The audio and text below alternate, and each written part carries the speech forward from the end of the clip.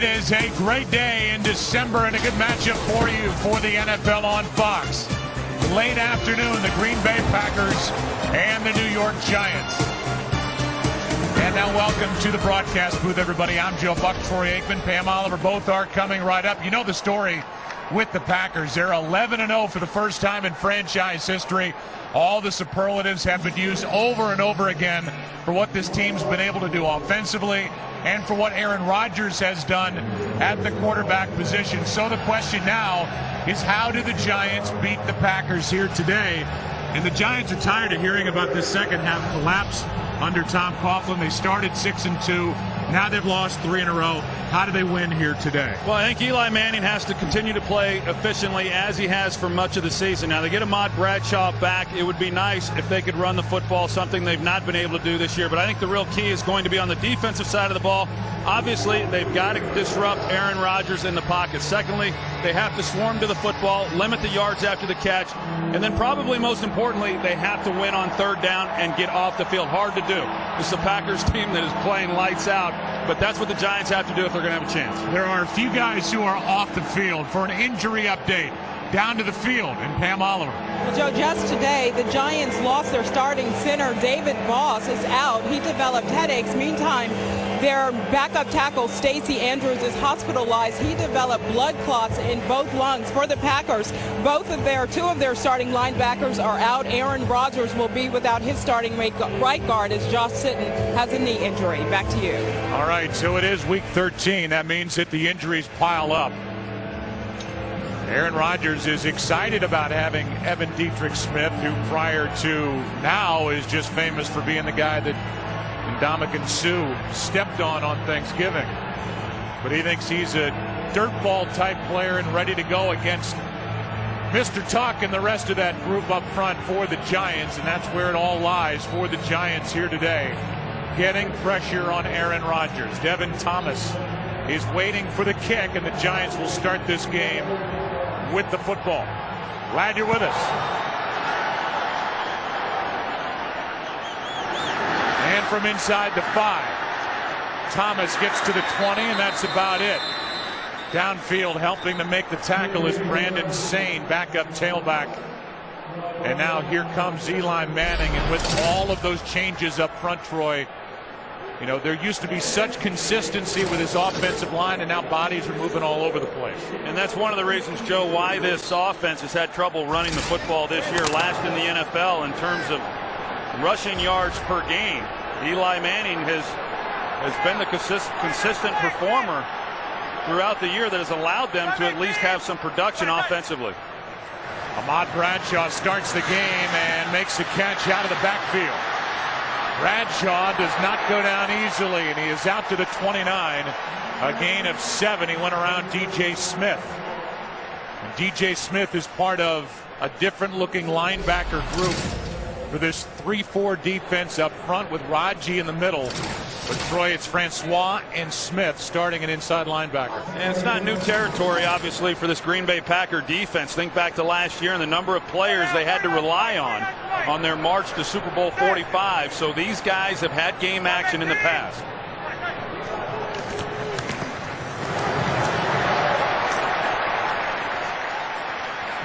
Ahmad Bradshaw carries for a first down as he got 5. We welcome in a new audience. That's why there was that awkward delay as we waited so that they didn't catch us mid-sentence. Bradshaw makes the start at tailback today. He's missed the last 4 games with that stress fracture in his right foot. And he has caught one, run one. And it's a quick first down for the Giants. Bobbled snap. And Manning fires, has Becca. Travis Becca, his second catch of the year, his first touchdown.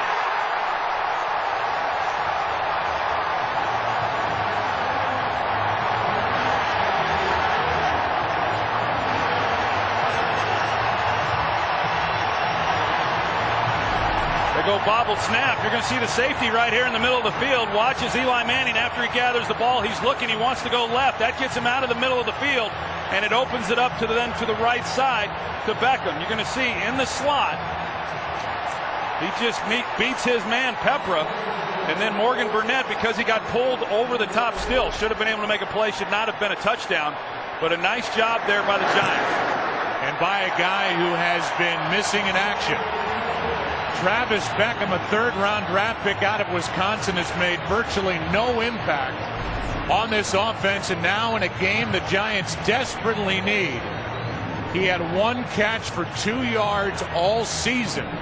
Was passed up on the depth chart by Jake Ballard, Bear Pasco, and he goes 67 yards for a Giant touchdown. That's pretty good stuff right there. I mean, here you're Eli Manning, and to start that play, of course, we talked about David Boss not in the lineup. Kevin Booth has played center this year, but they don't make a clean exchange. He's able to get the ball, regroup, looks to his left, comes back right. Nice job by Beckham getting that into the end zone. Well, that's got to feel good for a guy who's been waiting to make his presence felt on this offense, and it started with this. It's a little unnerving for a quarterback. Fortunately for the Giants, there was no inside pressure. Now Morgan Burnett, he has to make that play. As I said, he got pulled out of middle field because of Eli Manning looking to his left. But when he came back then to make a play on Beckham, he's got to be able to make that tackle. So the 11-0 Green Bay Packers start in a 7-point hole, but they lead the league in points per game as Tynes will kick it away. The exciting rookie Randall Cobb waiting deep.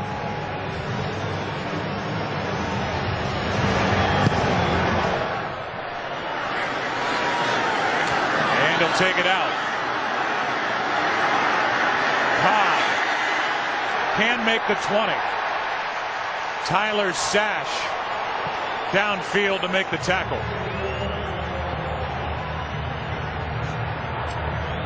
And there's Aaron Rodgers, and I challenge you, Troy, to say something new during the course of this 3-hour broadcast about how good Aaron Rodgers has played here in 2011. Yeah, and and getting ready for this game, apparently he's having a pretty good season. I've read about that.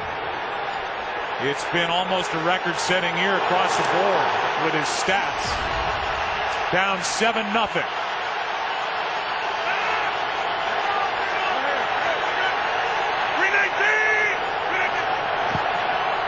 Grant starts the day with a football in his arms, running hard. Had a good day on Thanksgiving. Ran it more than James Starks. Picks up 5. We'll get to the changes up front on the offensive line, which I glossed over when we showed you the names. And it's the rookie Greg Jones in the middle, and that group in the secondary for the Giants. Again, it's Evan Dietrich Smith starting at right guard, and it's still Marshall Newhouse at left tackle. For Chad Clifton, who had a setback injuring his back, but now with a bad hamstring. On second down, another run. Hit in the backfield and dropped. Kiwanuka Canty in on the stop and a loss of 2. Justin Tuck was the first guy back there to blow up that play. It's 3rd and 7.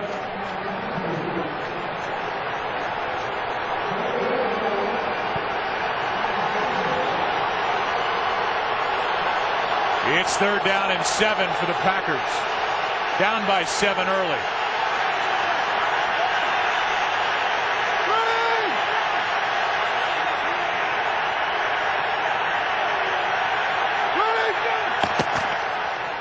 Extra men on the rush.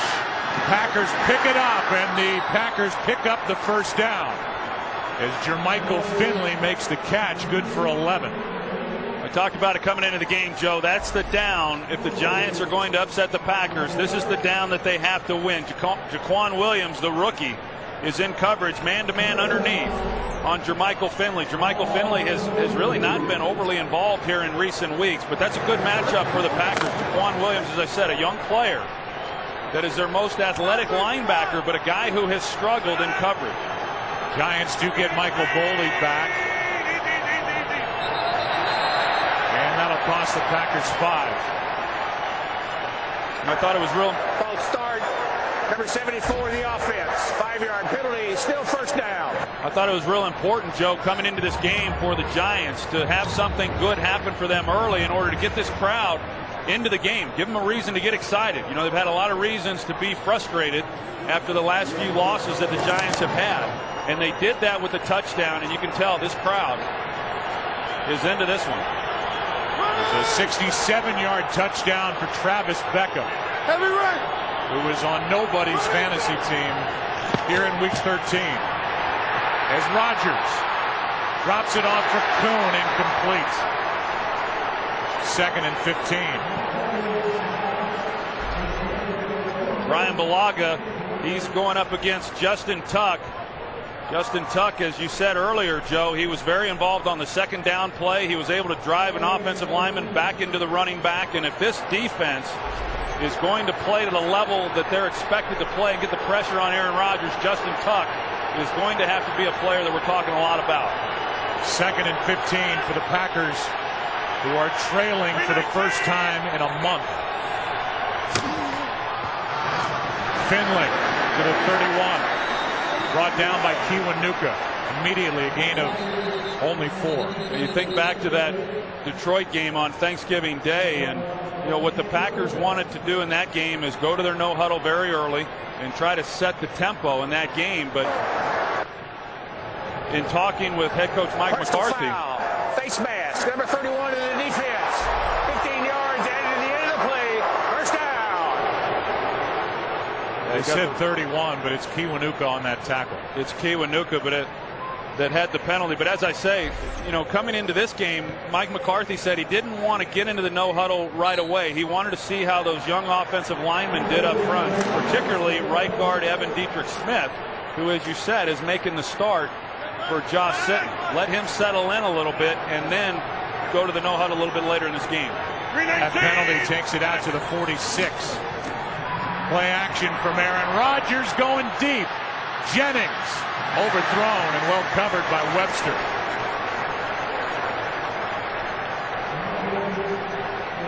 So they get the penalty, Troy, and then take a shot. You see the two receivers here. Donald Driver in the middle draws the safety, so there's no safety then in the middle of the field, as you're going to see right here in the middle. But Donald Driver going through the middle takes him then out of the way, and you see how much field Aaron Rodgers had. Actually, had he have led Jennings to the middle of the field, they had a chance. 2nd and 10. Just a 3-man rush, and the pass incomplete for Cobb. It's 3rd and 10. We often talk about this offense for the Green Bay Packers and just how good they've been, and particularly how good Aaron Rodgers has been. You know, in addition to the things we talked about, getting after him in the pocket, swarming the football, all those things, you kind of got to hope that he's not on his game as well. And here in the early going, he has not been on his game like we have seen.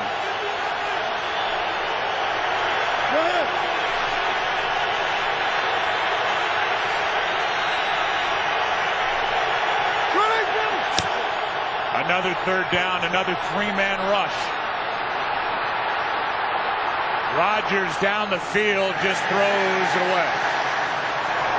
And there was nowhere to go with the football for Aaron Rodgers. Just a 3-man rush for the New York Giants. So you see the underneath coverage. Look how deep Justin Tuck gets in his drop in the middle of the field. And although Aaron Rodgers had time to throw it, matter of just trying to find somebody.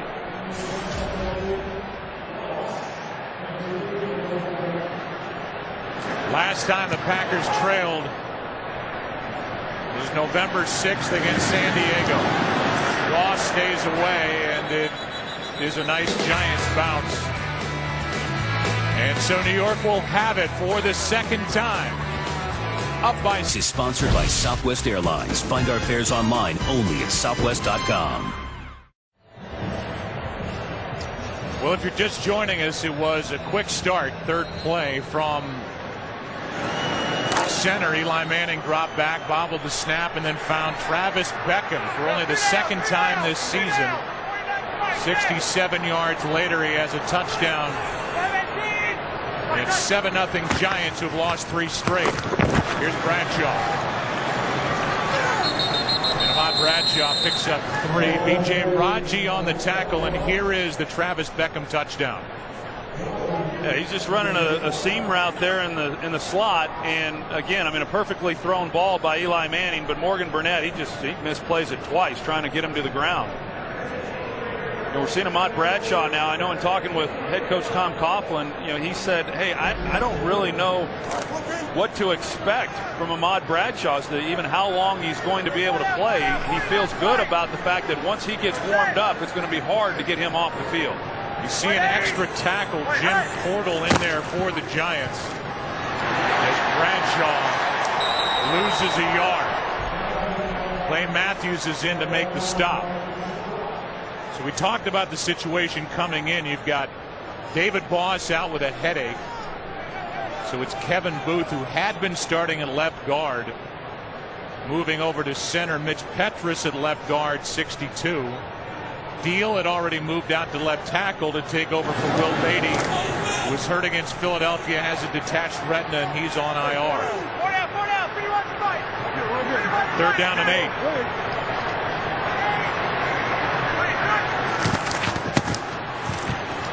Pass skips in. Had a man, and that's Barton. Eli Manning missed a throw there, and it's 4th down. They just missed him. The corner was off, and Barton got to the sticks and turned around, and Eli just failed to put it on him.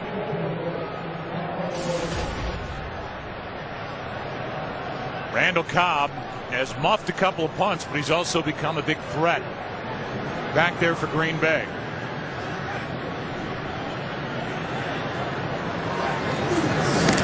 Weatherford. From inches inside the 35, Cobb. Well covered downfield by the Giants. Chase Blackburn is back. Not wearing 57, wearing 93 for the Giants. He made this. For tomorrow, innovation for all. By K Jewelers. Every kiss begins with K. And by Sprint. All football, no limits. Only from Sprint.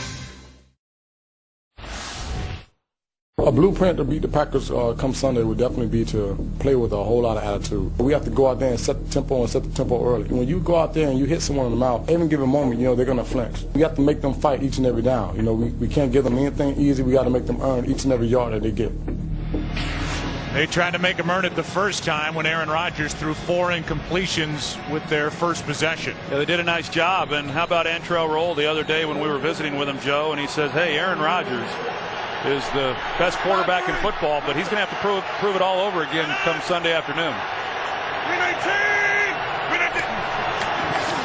Handoff is to Starks. And Starks, who had extra time to rest that knee over the left side, gets 3.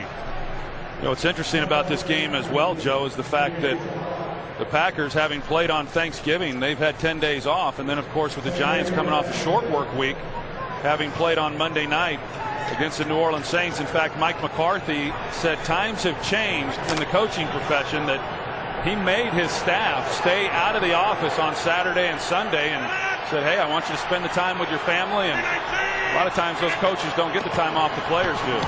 Rodgers keeps it. And he looks for Nelson. What a catch. Jordy Nelson with a spinning grab inside the 30. Got behind Corey Webster, and let's take another look. Yeah, see if he secures it all the way to the ground. Clearly he has possession of the ball there, and he does. And he had a step there on Corey Webster, and Aaron Rodgers put it up there nicely. 33-yard completion. Now Starks brought down by Deion Grant. And let's go back to that previous 33-yard completion to Nelson. Well, they've been able to get a little pressure on Aaron Rodgers in the pocket in the early going, and so here they come off a play action to Starks and get Rodgers out on the corner, and as you said, you got Jordy Nelson who gets up on Corey Webster. It's a nice catch by Jordy Nelson. Yeah, man, he's been hot too. And Troy, that's really the calling card for Rodgers. So accurate on the run. 2nd and 14, a handoff, fake handoff. Rodgers a couple of pump fakes, and he finds Jennings. Jennings was just left alone. He's got a first down at the 14-yard line. Well, the Giants are trying to react. A lot of zone coverage. Perry Fuel, defensive coordinator, said we cannot match up against this group in man-to-man. So they're playing a lot of zone coverages, and they're trying to react then to Aaron Rodgers and where he's looking to go with the football. That time, because of the time he had in the pocket, they fell off of the receiver on the outside. That's why he was open as he was. Brandon Sane is in the lineup for Green Bay. Number 33 next to Aaron Rodgers. Rodgers flushed again. And just ducks out of bounds. Pressure by Jason Pierre-Paul, who already has 10.5 sacks this season. Good move by Pierre-Paul. He starts to the outside on Newhouse, but he comes underneath it, and he forced then Aaron Rodgers out of the pocket. It's a good thing, too, because Finley was going to have a little bit of time and space there in the middle of the field. You see the zone coverage that the Giants are employing. But Jason Pierre-Paul is having himself a nice year. Even when at times this defense has really struggled, he's been one of the real constants in performance. O.C. Umenyiora is out with an ankle sprain. It's 2nd and 8. Rodgers again to his right. Finds his man for the touchdown. That's Finley.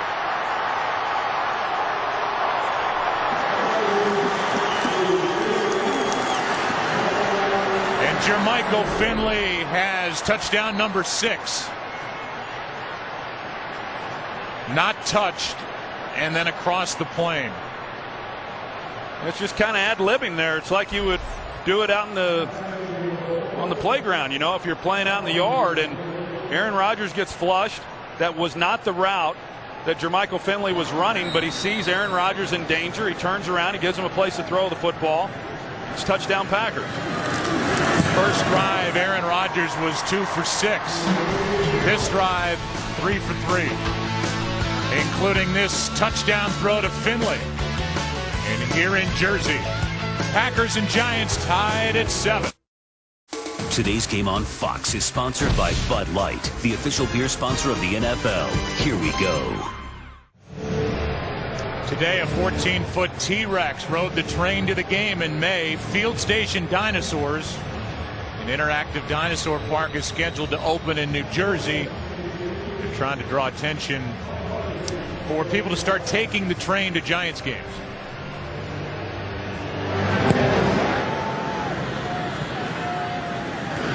As Thomas takes it out of the end zone. Pretty good return out to the 29. Tackle made by Jarrett Bush. Take a break, come back. Eli and the offense will be on the field. Passing yardage per game. Allowed 47 opponents' pass plays for 20 or more yards yet. They have forced more turnovers than any defense in the NFL.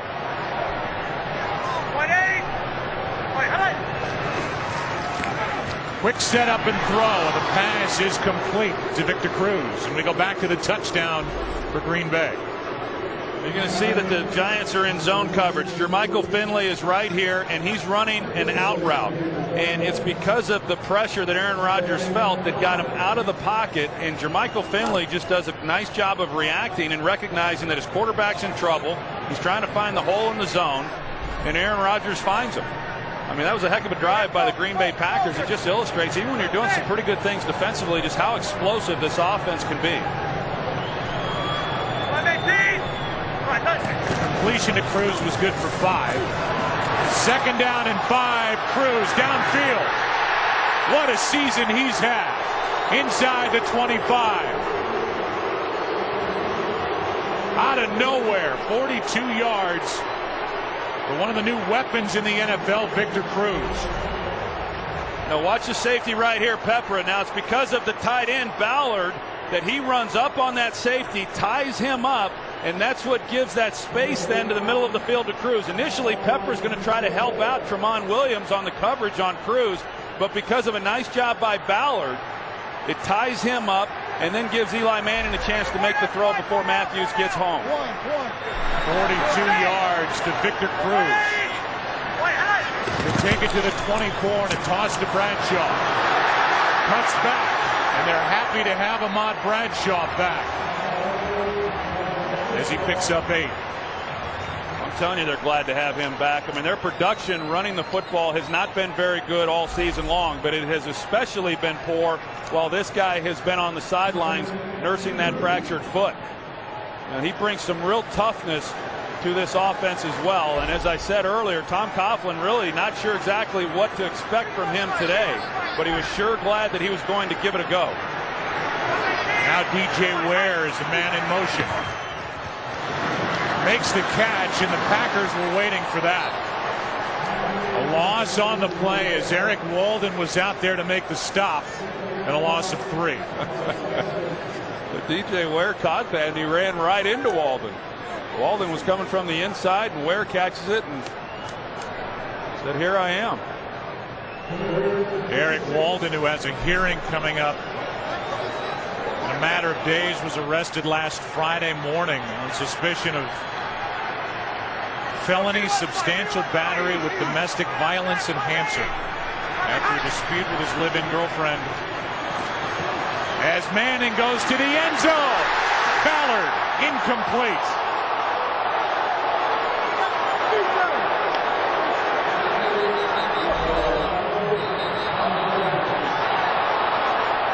Ballard's got it there. He gets his right foot or right knee was out of bounds, even though he's able to secure the catch. That was as he comes down right. Well, it's close, Joe. It looks like there's a chance that maybe that right knee did in fact come down in bounds. It was a great throw by Eli Manning too to give him a chance. He threw that way before Ballard even came out of the break. Well, you see it. Tom Coughlin has thrown the red challenge flag. I don't know. He makes the catch, obviously. It looked like he secured it. Right foot down. Right knee is on the line to me. That's here's the angle right here. On the field of an incomplete pass. Right foot clearly in there. Right knee comes down out. But a challenge by New York. We'll get the call when we come back. This is a Giants challenge, and we will challenge Mike Pereira, our rules expert back in Los Angeles. Here comes Triplett. Go ahead, in or out, quick. I say in. After review, the ruling on the field is confirmed. The receiver's knee hit on the sideline. It is an incomplete pass. I lost again. I wanted to get you in there because charged their first time out and their first challenge. You and Troy both thought you could make a case, Mike, and now we see it where that knee was down and then slid into the boundary, which would have made him in bounds. Hey, you know what? I mean, I love when you stay with the call on the field, you know, when they're close. But I thought with that shot coming toward you, the knee actually hit in first. But I haven't beat Triplett at all this year. 38-yard try is good by Lawrence Tynes, who is now 12 of 15 on the year. Challenge no good. Timeout is off the board for the Giants, who now lead by 3. Packers like to have fun, and nobody likes to have more fun, Troy, than the photo bomber Aaron Rodgers. Now this is before the captains go out for the coin toss, and as you see, he likes to get in the picture himself, and I'm not real sure those captains even know that he's there, but there's a whole series of these pictures, just a sampling, a very small sampling of some of them. We had a camera on him during the pregame hoping to catch that, and he did not photobomb the captain's picture today. Well, I asked Mike McCarthy if his team was able to enjoy, you know, this season that they're having, and I know number 12 is. Here is Cobb from the 3. Randall Cobb out to the 40. And Travis Beckham, who has a touchdown catch, is there to make the tackle. But a good return of 38 yards for the rookie Cobb. I want to go back to that series as we see Randall Cobb on the return here. An explosive player he has become. You talked about some of the mishaps that he's had with the fumbles, but a bunch of returns for touchdowns and just a dynamite player, and will be for a number of years. But A nice job by the Giants offensively, answering the Packers after they tied the score up. They get the big play down the field to Victor Cruz, failed to come away with a touchdown, but that was a nice job of coming away with the field goal. A toss to Grant. Now he gives to Cobb, who throws incomplete for Jennings. And if you didn't know that Randall Cobb threw left-handed, you do now. And he throws it pretty well. You know, a lot of times you work on that play in practice, and as a coach, you have to tell these guys, hey, if it's not there, don't throw it. Now, he had a chance here. He's got to get that ball out on the sideline, as he does, but there's a chance there for Greg Jennings. You see a little bit of the form that he's got, but you have to tell these receivers, now look, just because they don't know if they're going to get it called again, so sometimes they're going to throw it no matter what it looks like down the field. Here's Grant. Linval Joseph on the stop. A gain of 2. It'll be 3rd down. Both scoring drives for the Giants have had big plays in them, pass plays. A 67-yarder to Beckham. 42-yarder from Manning to Cruz set up the field goal. And now it's the Giants defense with encouragement from the folks in the seats on 3rd and 8. Well, they're trying to get a substitution and get Kiwanuka on the field.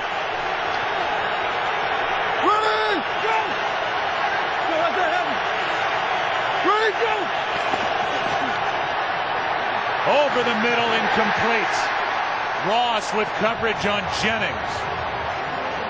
And Aaron Rodgers got late heat and had to get rid of it. Hey, he got pressure, and then this defensive front has been challenged all week long about trying to get after Aaron Rodgers, what they've not been able to do. Pierre Paul comes around the corner and forces Aaron to get the ball out sooner than he wanted. And nice coverage then on the back end for the Giants.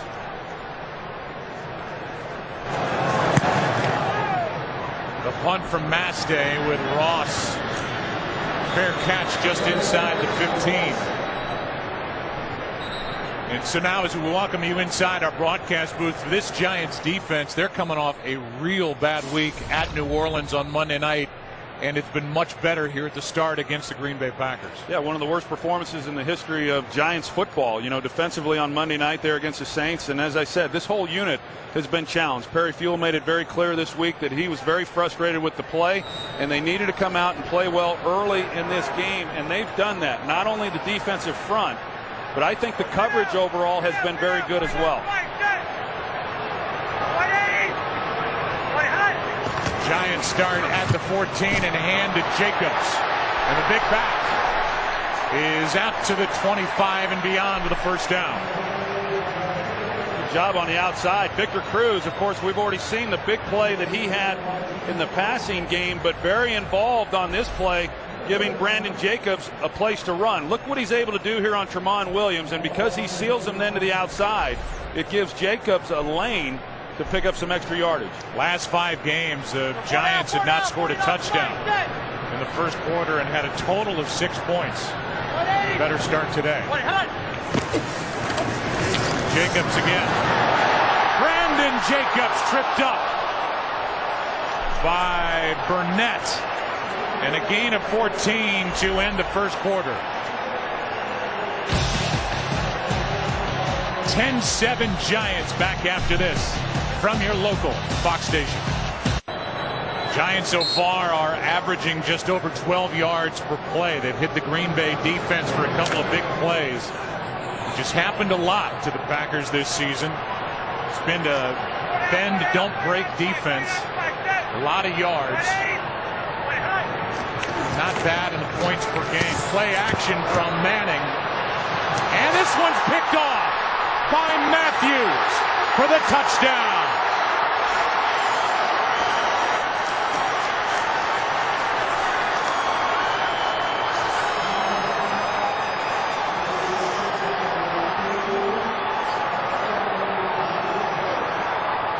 Clay Matthews was in man coverage on Ahmad Bradshaw, and he was playing soft, and Eli Manning must have just missed him. Watch him right here. Clay Matthews is going to drop, but he's in coverage as Ahmad Bradshaw goes to the flat. And Eli, his vision looked to be blocked by Jake Ballard there at tight end, but he didn't see Clay Matthews until after he had released the football. But Clay Matthews was cluing on him the entire way and then drove on the ball. So now Green Bay, you think about that high-powered offense. This is a team with all the takeaways, 23 interceptions now, the most in the NFL. They've forced 26 turnovers, the most in the NFL. And now they get 7 points basically on defense with the interception and touchdown by Clay Matthews. Yeah, no, you think about it, Joe, and you talked about the big plays that they had already given up in this game. Of course, the big run to Brandon Jacobs. Morgan Burnett makes the key tackle after giving up the touchdown to Travis Beckham, not making the play, but he saves the touchdown with Brandon Jacobs.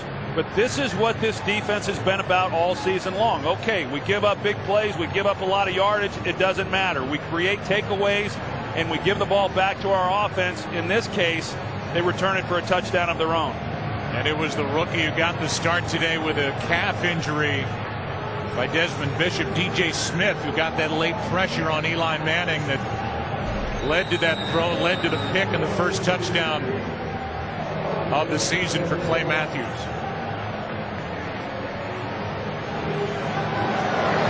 And now the Giants trail. And they'll start at the 20.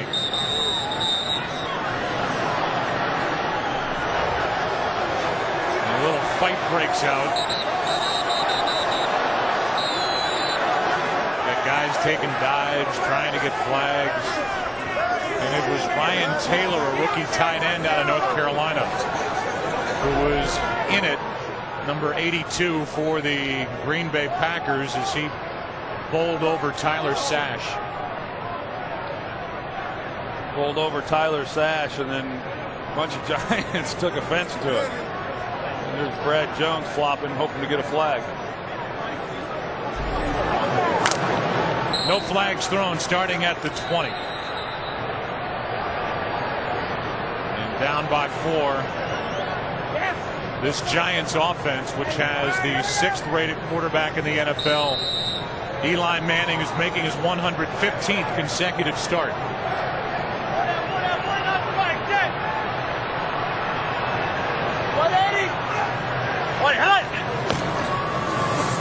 Manning keeps it.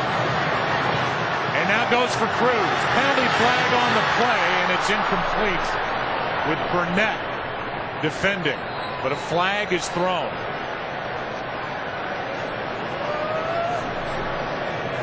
A flag thrown in the secondary.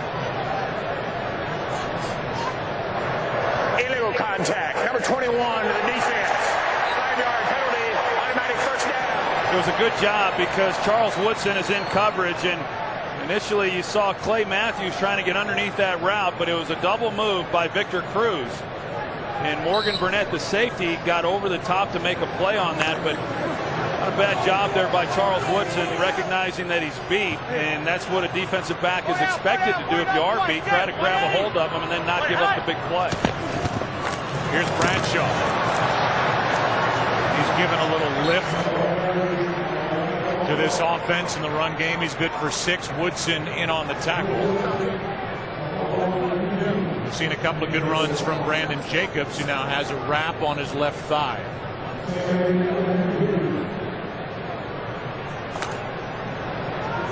Second down and 4.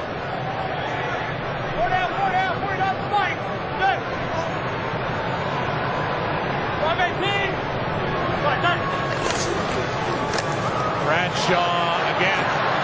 Nice run. First down. And we check in down on the field with Pam Oliver. Well, Joe, you mentioned DJ Smith, and if he didn't have enough to worry about, he also wears the communications helmet. Well, it wasn't working properly for a while there. They fixed the frequency. It was an issue with that, so they hope he has better luck the rest of the day. Back to you. All right, Pam. So DJ Smith, the rookie, 6th-round pick out of Appalachian State, has gone from seldom used to starting linebacker to wearing the communication helmet, but having the signal jam. And now getting it figured out as Manning keeps it. throws it away. And a penalty flag is thrown.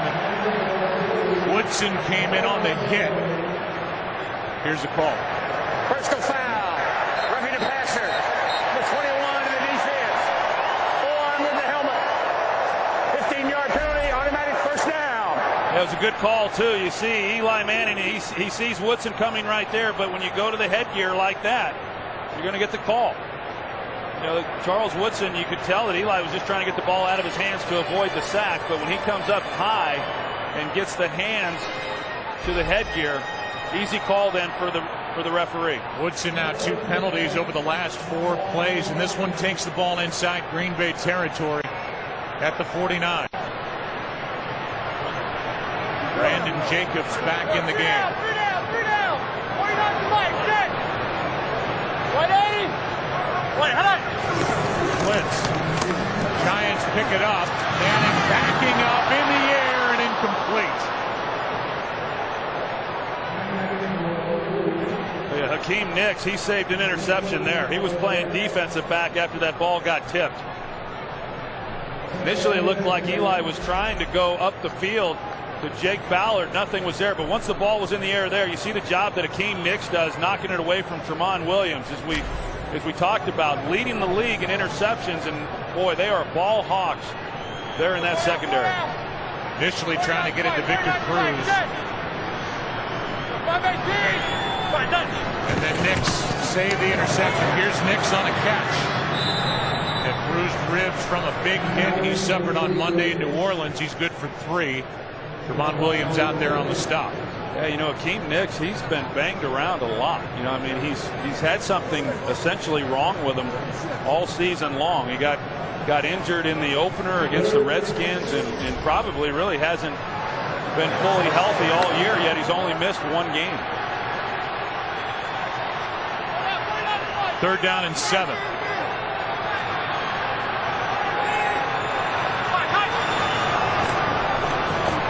Snap a little high. Manning throws out of the reach of Nicks. And it's 4th down.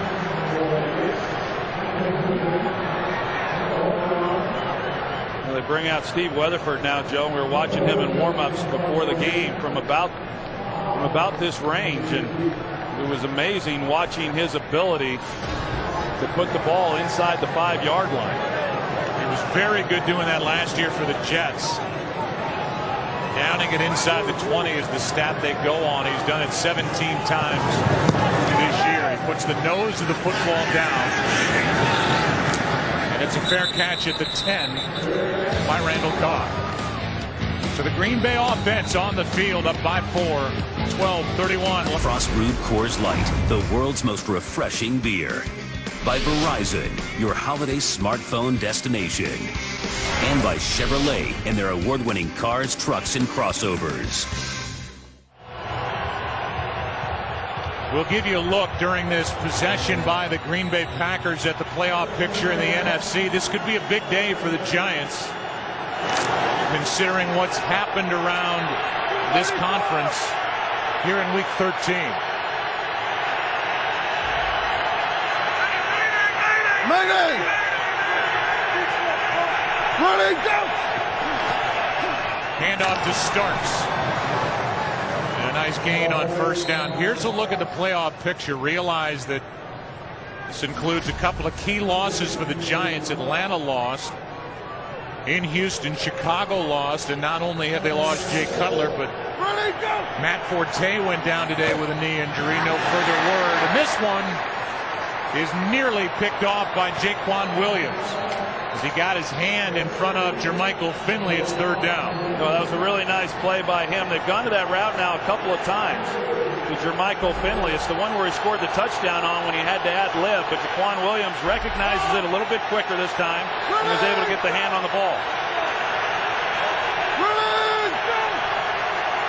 Packers in a no-huddle mode on 3rd down and 4. Pass is caught. 1st down, Finley. And for a guy who during the week said, I got to get back in the groove with my quarterback, he looks like he's back in the groove. 13 yards and a 1st down. Well, at the top of the route, he's able to get Deion Grant on his heels just a little bit and create some separation and Aaron Rodgers. They are getting some pressure on Aaron Rodgers, and as we saw in that last play, they're able to get him to the ground. Already 4 catches for Finley is Jennings. Ripped to the ground by Aaron Ross. Gain of 3. Nice tackle by Aaron Ross. He brought him down. Aaron Ross, he had a tough outing on Monday night, but so did everybody else on that defense. You see there 12 dropbacks, and he's been hit a handful of times and a couple knockdowns. Running, go! 2nd down and 7. Rodgers keeps it. The pass is dropped. Finley up the seam. You see how quickly this ball gets on Jermichael Finley. And he's going to take a hit. Kenny Phillips is certainly there, and he's going to have contact after he makes the reception. But he's just not able to bring it in. Phillips just left after that hit. That's the 3rd Green Bay drop. It's 3rd and 7. Yeah, now you got Antrell Roll. They're a little confused back in the secondary.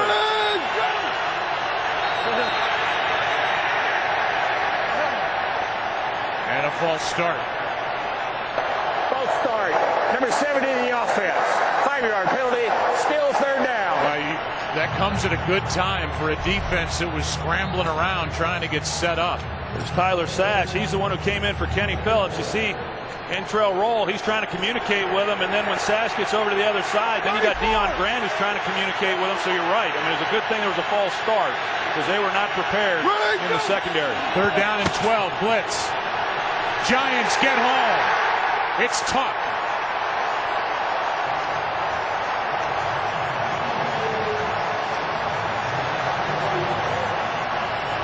It's the pressure on the outside by Jason Pierre-Paul here that's going to give Tuck then a chance. The pressure on the outside forces Rodgers inside, but Justin Tuck holds his ground in the middle, expects Aaron Rodgers to get out of the pocket as he did, and then he was there to make the play. Justin Tuck is having himself a heck of a first half. Had a rough day last week in New Orleans, as did this defense, as Jernigan calls for a fair catch at the 25. That was the first sack of the day. This defense did not have a sack of Drew Brees last week. They get Aaron Rodgers. They get the football. The Giants, who were averaging just under 4 sacks a game the first 2 months of the season, had a total of 5 over the last 4 games. 1 over the last 2. And they get the first sack of the day as Tuck brings down Rodgers. Here's Nix. Out of bounds. One-handed grab, but out of bounds as he got behind Woodson. Just not enough space there for Eli Manning, really. He ran out of real estate. He's got to lay that to the outside. Heck of a catch there by Nix, but clearly out of bounds. You know, we saw the bench there with Jason Pierre-Paul and Justin Tuck, and just before that, Antrell Roll went over and was high-fiving each of those guys, and you know that's what a secondary player likes, is when there's pressure on that quarterback and they're not then having to hold that coverage for very long. False start, Giants. 45. False start. Number 45 in the offense. 5-yard penalty. Still 2nd down. That's a fullback, Hynoski. There was that 3rd down play. You see Finley right in the middle, and the contact that was made. Finley's been targeted a lot here in the first half. Thought that there should have been a foul, and then a little acting job at the end of that. But here's Antrell Roll when he came over to Pierre-Paul and then Justin Tuck, and those guys like that, whether it's a safety or a corner. When the guys up front are getting after the quarterback, boy, it sure helps that coverage out. 2nd down at 15 as Manning fires and gets Barton. Ramses is out to the 29, a gain of 9 to make the 3rd down a little bit easier. Well, Ramses Barton is such a big guy. I mean, this guy is 6'6", and so he's so long. You can put that ball in a lot of places and give him a chance to make a play. 3rd down at 6.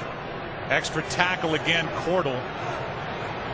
Number 63 is in there and eligible.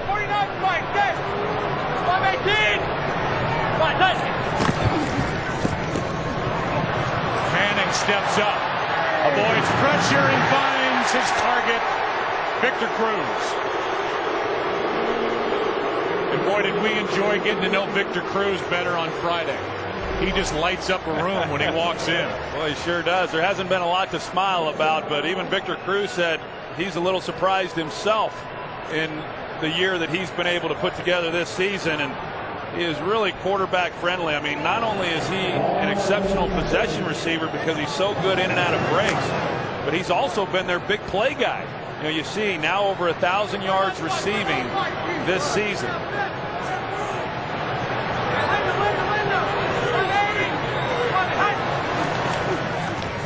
Just get the play away down the middle. It's Ballard who didn't get his head around, and it was nearly picked off by Pepper. This February, NASCAR's best will converge at the Daytona International Speedway for NASCAR's biggest race, as defending Sprint Cup Series champion Tony Stewart and rookie Danica Patrick highlight a full field of drivers looking to take home auto racing's ultimate prize. We'll be there. Fox Sports proud to bring you coverage of the great American race for the 54th running of the Daytona 500, February 26th. They don't get an off season in racing, do they? No, not much. Fill up the tank and go again. On second down and 10, Bradshaw picks up a yard. It'll be 3rd and long for Eli Manning. Yeah, 3rd and long, and on that previous 3rd down conversion to Victor Cruz, just their first 3rd down conversion, and as we said, what was going to be important for this Giants defense was getting off the field on 3rd down. Well, you have to win the 3rd down battles on offense as well and keep Aaron Rodgers over on the sidelines. A defensive score is the difference in this game. Despite all the yards put up by the Giants, Green Bay's defense is used to that. Too high for Barton, and it's 4th down. Good job defensively there by the Green Bay Packers. As I said, they've been good in this game on 3rd down overall this season. That's been a down where they have really struggled. In fact, they have struggled in virtually every category, with the exception of takeaways. See how Weatherford does here, getting a chance to kick it more conventional way. Last time put the nose of the football down, and this time spirals one down inside the 10. That'll pin Cobb at the 6. Packers have it, up 14-10 with over 8 to play in the first half. Chevrolet and their award-winning cars, trucks, and crossovers. On Tuesday, the Green Bay Packers will have their 5th ever stock offering and make 250,000 shares available to the public at a cost of $250 a share. First 3 of those stock offerings saved the franchise. The last one in '97, they're trying to add about 6,700 seats. New scoreboards. Don't tell your financial advisor. No dividends, no appreciation, but you get a piece of the Packers if you're interested. Handoff is to Grant. If he doesn't go down easily, he takes it out to the 10. You'd do that. You'd buy one of those just to put it up on your wall at the Aikman Estate back. Hey, that's why people do it. I mean, it's a special organization. There's no doubt, and there's a lot of people that have that certificate framed up on their wall, and they'll raise the money they're looking to raise and expand to that great stadium they have there in Green Bay, Wisconsin. Second down and 6. Place has become a year-round facility.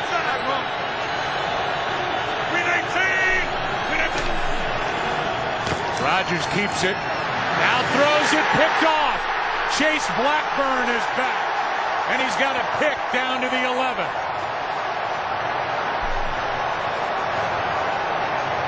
Well, I saw what Aaron Rodgers saw, but I also had the benefit of seeing Chase Blackburn in the middle of the field, and Aaron Rodgers never saw him. Because of the coverage, they're going to go to they have to go to the middle of the field, and as you're going to see, Chase Blackburn, he drops as he's supposed to. He recognizes it, and then he's able to come underneath and then make the interception on the play. Just a nice job by Chase Blackburn, who just joined the team. Yeah, added this week was here from 05 through 2010, made 17 starts at linebacker, and was he fired up to get back into the Giants organization. Different number, but he has always brought life to this defense when he's been out there. Here's Nix trying to make a move. Stiff arms Woodson and has a first down at the 1. Let's go back to the pick, and for Aaron Rodgers, only his 5th of the year. Yeah, you just don't see this from Aaron Rodgers. You know, I mean, he can account for everybody on the field. Rarely does he lose sight of somebody and throw a ball that's in danger then of being intercepted, but he just simply didn't see Chase Blackburn, and he thought he had a wide open receiver running down the middle of the field for a big play. Instead, the Giants get the short field. Jim Cordell again is in as an extra lineman and eligible. First and goal from the 1. Jacobs, touchdown.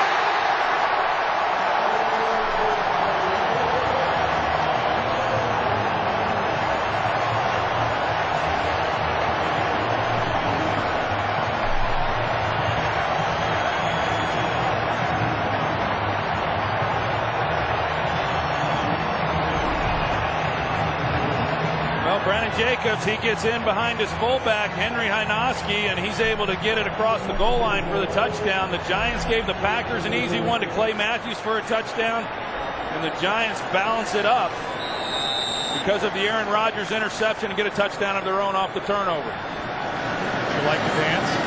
I loved it. Yeah.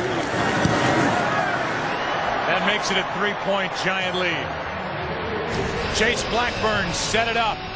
First week back with the Giants, was lurking. Returned it to the 11.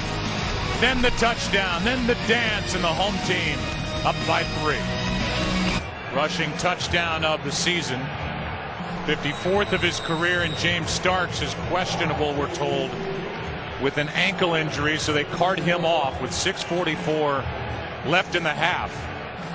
Green Bay about to get it back. Aaron Rodgers coming off that interception, which led to 7. And Aaron will start at the 20. Early game headliners, Cam Newton with 3 more rushing touchdowns. Threw for a touchdown. Tim Tebow is 6-1, and they did it. The Broncos did today without their defense. Their defense had to score, run up on them, but Tebow tied it. Then an interception set up the game-winning field goal. And they're now tied at the top in the AFC West, and Chris Johnson, another big day as he starts to find his rhythm. We'll see him next Sunday at home against New Orleans.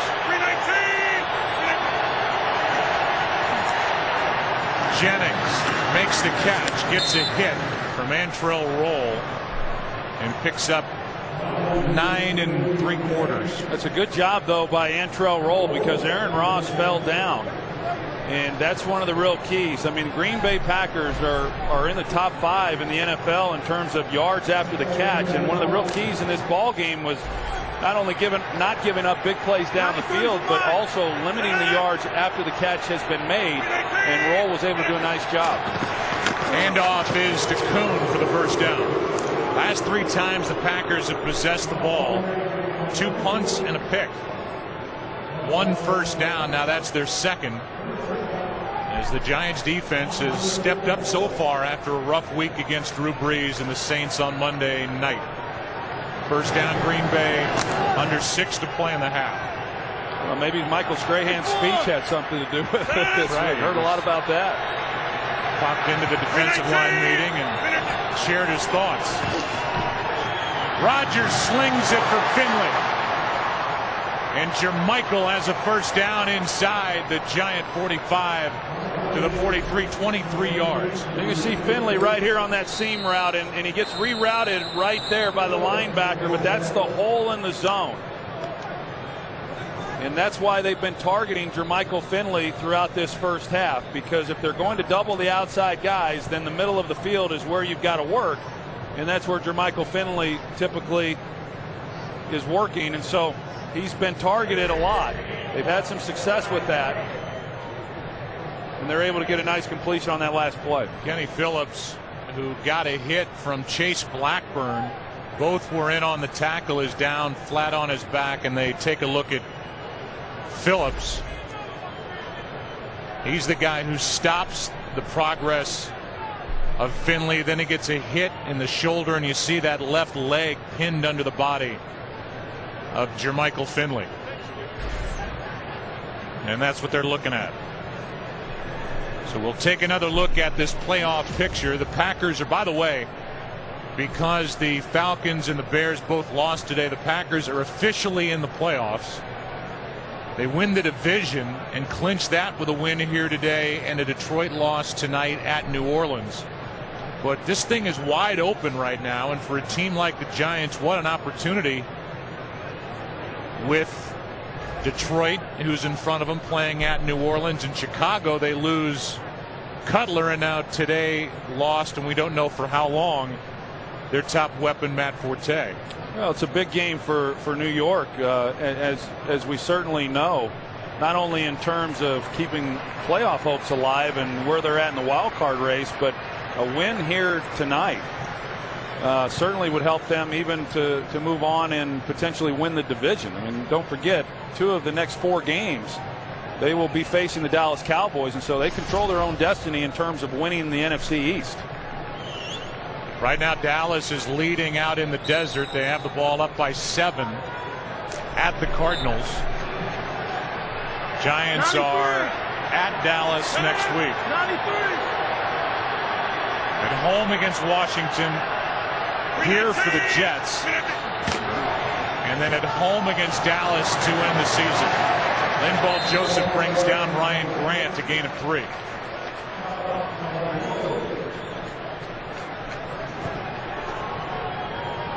Second down and 7 under 5 to play in the first half here in New Jersey.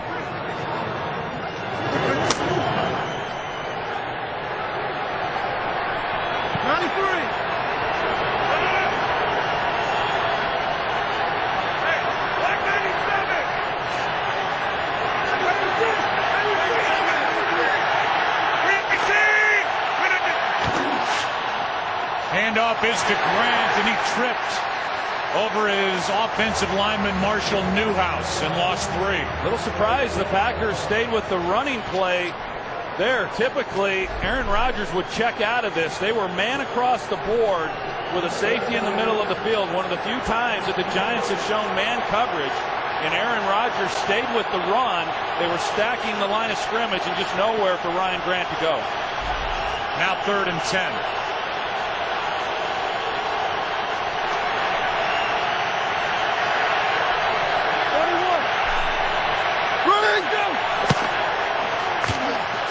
Rodgers will run and slide with a first down. Williams on the stop, but Aaron Rodgers, who is a threat when he does that, rushed for over 180 yards on the season, gets 11. You see the 2 safeties deep. They got 2 deep, and then their man coverage underneath. And when you have that, there's nobody that then accounts for the quarterback. You're relying on the front 4, in that case, Jason Pierre-Paul, to be able to make a play. If he doesn't, there's a lot of space, as we saw, for Aaron Rodgers to run. Here's Grant over the right side. No space for him. Picks up a yard and a half. Linval Joseph out there to make the tackle.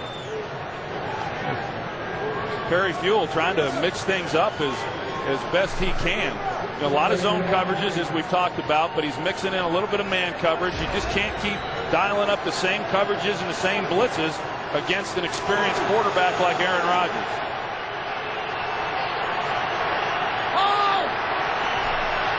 Green Bay with all 3 timeouts.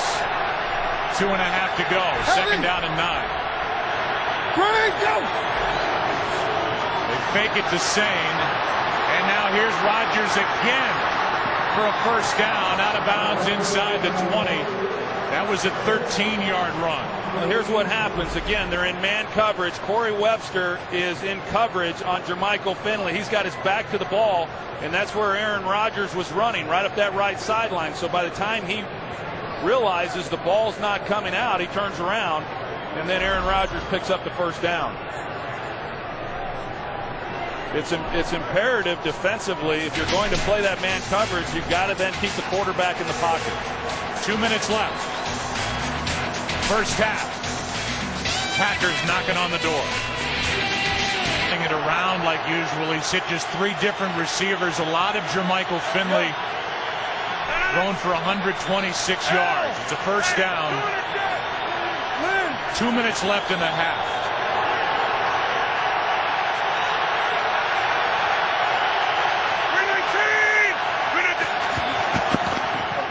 That one's tipped. And tipped by Jason Pierre-Paul. Talked about the half that Justin Tuck has had. Jason Pierre-Paul has been able to get pressure up on Aaron Rodgers, and this time, once he knows that he can't get to the quarterback, a 3-step quick drop, get his hands up. He's able to get his hands on the ball. Longest drive of the game for either team. This is play number 10. 57! Running, go! On second down. Same. Down inside the 15. Canty on the stop. A gain of 5. Third down coming up. It was really nice hustle by Chris Canty going down the line and being able to make a play. It looked like Green Bay had a pretty good play call on that screen pass, but you see Canty in the middle of your screen, and once he recognizes the screen, he goes and he makes a play.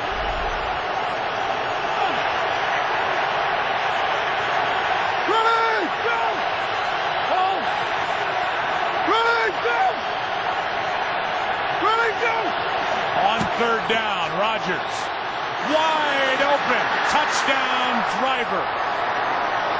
A busted coverage, and Aaron Rodgers won't have it easier one all year. Green Bay back on top.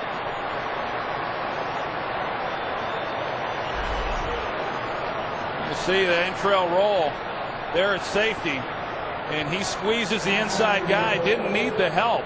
But they go 2-on-1 on that safety. They've got Jermichael Finley going to the post, and then you've got Donald Driver to the corner. It puts the pressure on the safety, but because of the interior play, I think Antrell Roll blew that one. 13-yard score, and it had to feel like an eternity for that ball to get to Driver, who was just waiting. Finally got there, and Donald has his 3rd touchdown reception of the season. Well, initially, as you saw, Aaron Rodgers was looking to go to his left, and it was either Antrell Roll who should have picked that up, then Donald Driver going to the corner of the end zone, or Corey Webster. There's a chance that Roll could have been expecting Corey Webster to come underneath it. I believe maybe it was Aaron Ross. I believe it was one of those corners on the outside there that could have fell off and maybe helped out on that route. There's the drive. 11 plays, 80 yards. And Rodgers had to run it twice. Had 74 total yards on the drive. And now it's Green Bay on top by 4 with 1:10 left. And the Giants, because of that miss on the challenge, with 2 timeouts.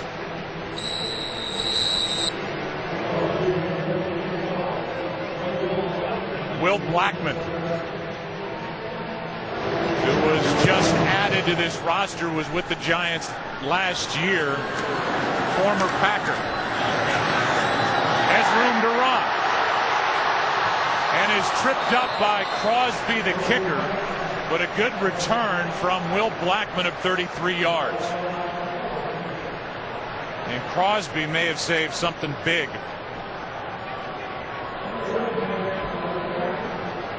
So 1:03 left. And the Giants now down by 4, halftime, and have 2 timeouts. Starting at their 33.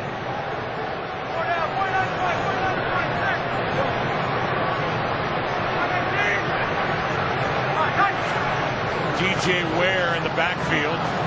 That one nearly picked by Francois. Let's go back to that touchdown to Donald Driver. Go back and take a look at that touchdown and try to figure out exactly what happened here.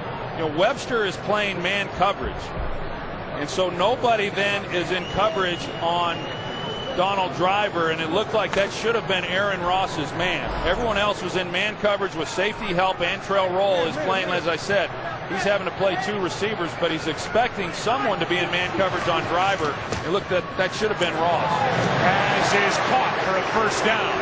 Victor Cruz, good for 13 yards, and Manning will not spend one of his 2 timeouts.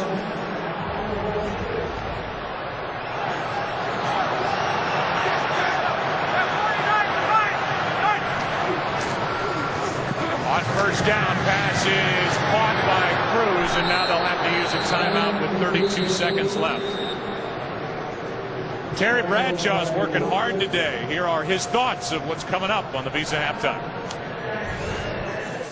Hello, folks. Terry Bradshaw here, the Visa Halftime Report. Exciting week 13 of the National Football League. Tim Tebow show continues on another comeback victory. Denver beats the Minnesota Vikings. TJ Yates, the rookie quarterback, in his Texan debut. They win. That's all coming up on the Visa Halftime Report. Memorized every word. Was not reading any of that. Very good, Terry. Kurt's bothered by a vocal issue, so Terry's been doing the updates. And it's 2nd and 3 for the Giants, down by 4. That'll be on Petrus, who got the start today with the injury to Boss. False start, 62 of the offense. 5-yard penalty, still 2nd down.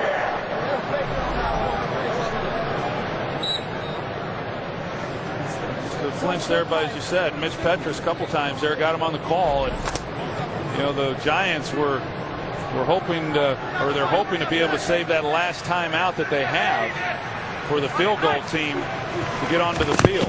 4-man rush. Manning in trouble. Out comes the ball. And this is a live ball. B.J. Raji is standing with the football, and that'll be a turnover. It was Clay Matthews who hit him. Booth had a shot to just pick it up, but he thought incomplete pass. The call is fumble. The hand was empty. Matthews delivered the hit, and then Raji just picked it up, and the Packers will take over. Yeah, you see, initially I thought his arm was going forward, but you could tell that it was the hit by Matthews to the back of the arm, which is what propelled the ball forward. And everybody stopped thinking it was incomplete. That's a pretty good hit right there. Clay Matthews hitting him high, and then Eric Walden down low, and a big spiel for Eli Manning. And then at the end of that, the ball came down, and Kevin Booth was the closest one to it. They're going to go under. It's a Booth review. We're inside 2 minutes, but I think that was a good call by Jeff Triplett. Booth just let it go. Raji just happened to pick it up.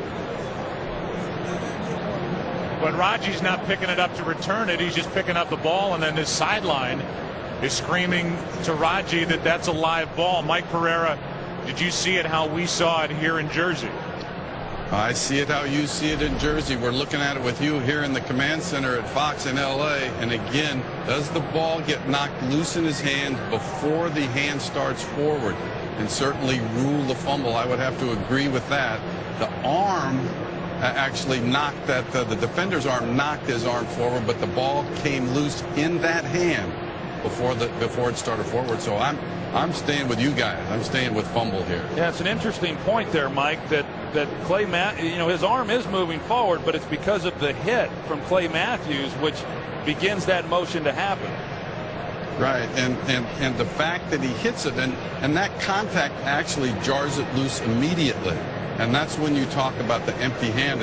And again, it's not the arm moving forward, it's the hand. So he's got to have total control of the ball in the hand, and then with that hand moving forward. And I don't think you can say that he does here. It is ruled as a sack, a forced fumble for Clay Matthews. Matthews, who already has an interception returned for a touchdown, when he did that, he became the 4th different Packer to have an interception returned for a touchdown this season. Here's the call from Jeff Triplett. After review, the ruling on the field is confirmed. It is a fumble.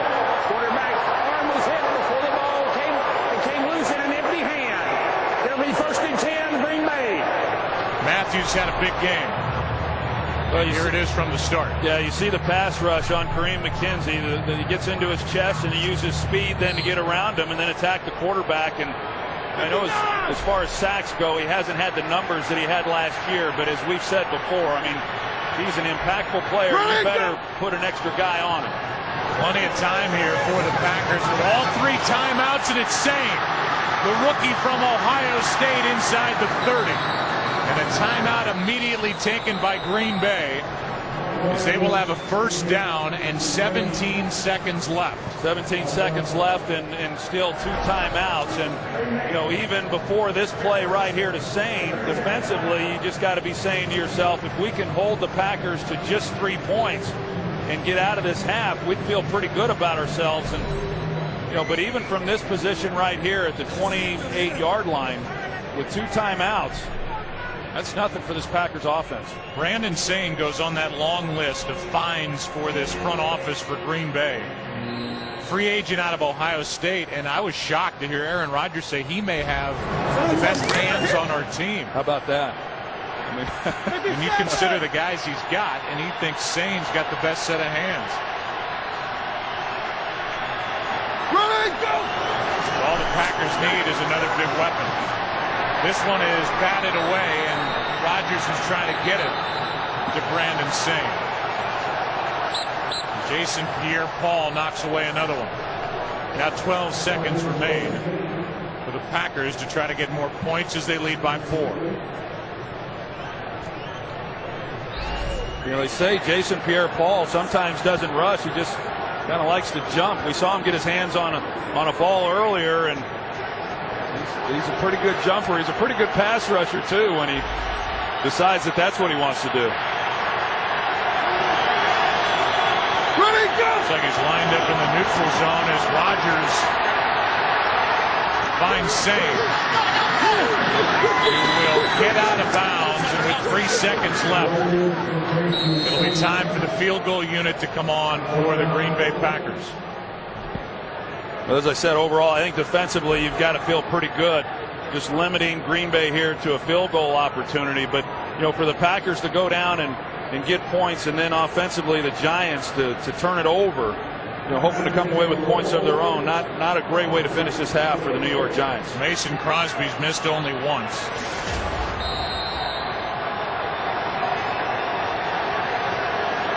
This one from 43. It is no good. Wide to the right. And so this is a 4-point game at the half. A good one. Giants, Packers. Curtin Terry coming up, beats a halftime. Nice moment here at halftime as some of the greats, this wonderful organization that started back in 1925, were added to the Ring of Honor. And there are the names of Alex Webster, who played and coached the Giants. Brad Van Pelt, the late Brad Van Pelt, Dave Jennings, Mark Navarro, Carl Banks. And the Giants will kick it away. You can follow your favorite team all season long. Go to itunes.com/NFL. We'll see that Green Bay offense on the field, which came very close to scoring the final 10 points of that first half. The field goal was missed. And who says Tom Coughlin's all serious all the time? Well, I would say he's got to feel pretty good. You know, even though they're trailing by 4 here at halftime, I think overall he's got to feel pretty good about the way his team has played, particularly that defense. We've gotten to know him obviously over the years, and he is one on a long list of guys who you see from a distance, read about, and then you get to know them, and they're different than the perception. This guy's got a big heart. Was with a Make-A-Wish kid at practice on Friday and just lit up when he went over to meet the young man. We all know he's an excellent football coach, but as you said, Joe, I think he's one of the best men in all of football as well. Booming kick. Drives Cobb to the back of the end zone as the Packers will start at the 20. We go down to the field and say hi to Pam Oliver. Well, Joe, for Mike McCarthy, he's offering up a couple of ideas, sticking with what he's been doing. He wants a good mix of the run and pass, throw in a couple of more play action. He also said we got to keep our focus on Jason Pierre-Paul. And as for Tom Coughlin, as he talked about, he's pretty pleased. But he also says we got to offer some help. Clay Matthews is coming on to our quarterback, but we got to offer a little bit more protection there. Back to you. Yeah, Matthews has had a huge game with a sack, a forced fumble, an interception, a touchdown. By the way, Kenny Phillips is for now out with a knee sprain. Lost him late in the first half. Delayed handoff. That's Sane. The rookie Sane picks up 2. Well, you talk about this defense and the way that they have played through the first half of this game, and the sacks don't tell the story, although that was the focus coming in. Only 1 sack in the first half. But they have done a great job bottling the running game for the Packers. Aaron Rodgers, the team's leading rusher, and that's because as we saw him escaping versus the man coverage. They've not been able to get anything going on the ground, and that's because of that front 4.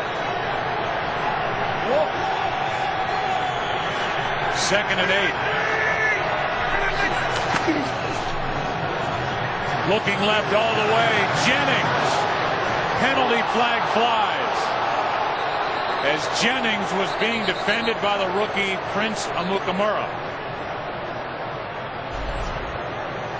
At the bottom of the screen, Prince Amukamara, he gets his hands on him. Right there is what they called right at the very end. It wasn't much, but he extended his arm out and they threw the flag. They're huddled and they're talking about it right now. Pass interference, number 20, the defense. Grabbed his downfield arm. Automatic first down. Well, that is a huge penalty, and I saw what you saw in some of the fans. The officials got together, and you see him impede the right arm of Greg Jennings. And the rookie was flagged for that. It's a 20-yard penalty in the end, and a first down for Green Bay at their own 42. Yeah, there's definitely a grab there, but he didn't hold it very long, but it was just enough to keep Jennings from being able to get his right arm up to help make that catch. Rodgers throws it and caught by Jennings right at the marker with Aaron Ross defending for the Giants. It's a first down. Giants are playing on that play on the pass interference. It was man across the board with no safety help, and we haven't seen a lot of that in this game. But as I said, Perry Fuel has kind of mixed that in, but he's also played a little more man coverage overall than he anticipated, or at least what he led us to believe coming in, playing that 2-deep man under a good part of this game. Here's Grant on first down. He picks up 4.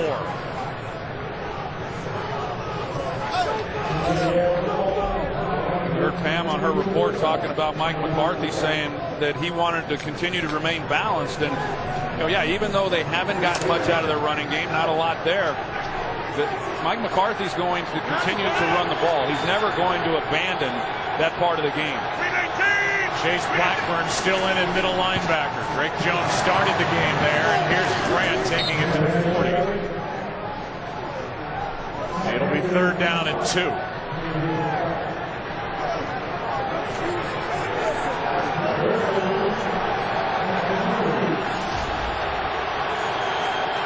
Run it 17 times. Rodgers has put it up 26 times, and Aaron Rodgers has kept it twice for a couple of relatively long runs. Now late getting the play into the huddle are the Packers. That was smart, though, by Aaron Rodgers, removing himself from the huddle. Didn't want to have 12 guys in the huddle. Now, of course, they've got to use the timeout,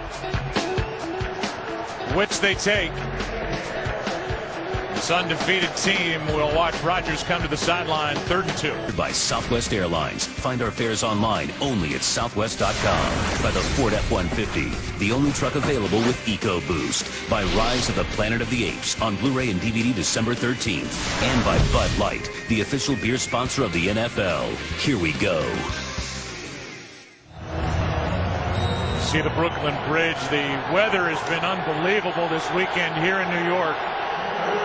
As we play on the 4th. It's 3rd down and 2. We got these two, pocket. Run and go.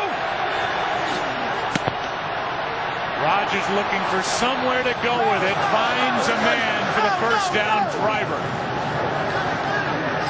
The catch is made along the sideline for the first down. Giants had a three-man rush, and they afford Aaron Rodgers the ability then to get out of the pocket, and both feet in. Obviously, when he makes the reception, that's hard. It's awfully hard then on the defensive backs to hold that. Tom Coughlin's already 0 for 1 challenging a play today, 3 for 8 on the year. Does he make the catch before his backside hits out of bounds? The feet are clearly in. Giants are challenging the ruling on the field of the completion at the sideline. We'll get the call when we come back. Driver, who has a touchdown, is it a first down? We'll give you some more looks at it. We've checked in with Mike Pereira in LA. He agrees with us. This looks like a catch before hitting out of bounds by Driver. Either way, the Giants, by challenging this, are out of challenges. Here comes the call from Jeff Triplett.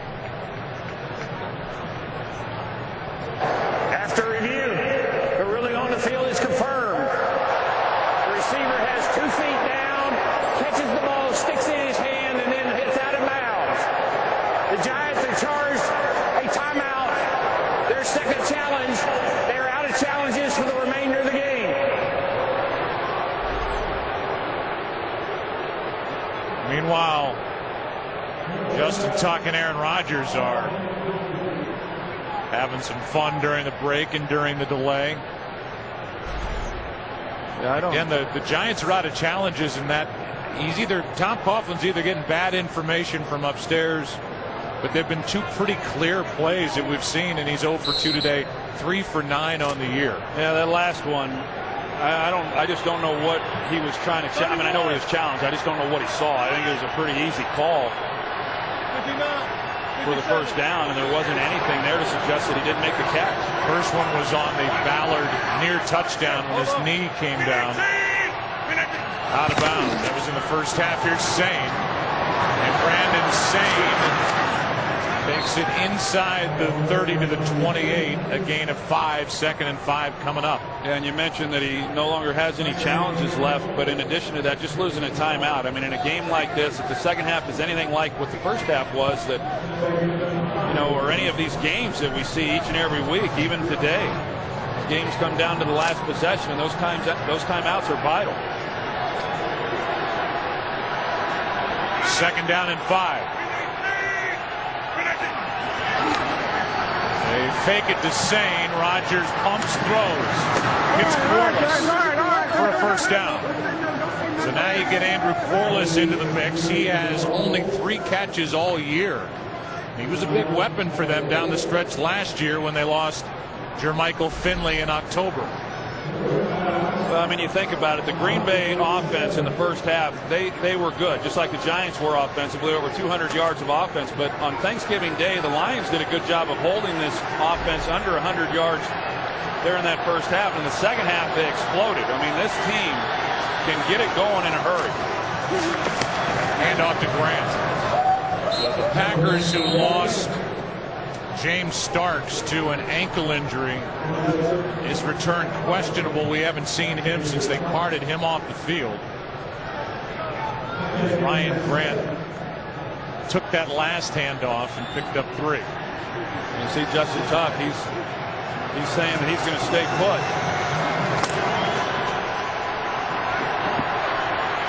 On 2nd and 7.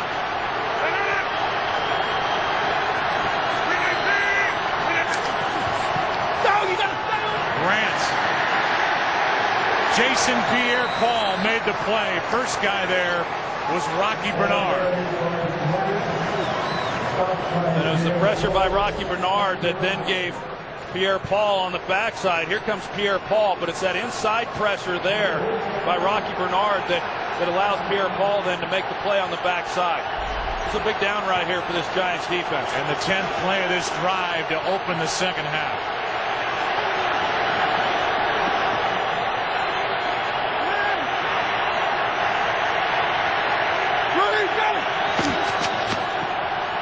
Rodgers flips, end zone, touchdown, Jennings.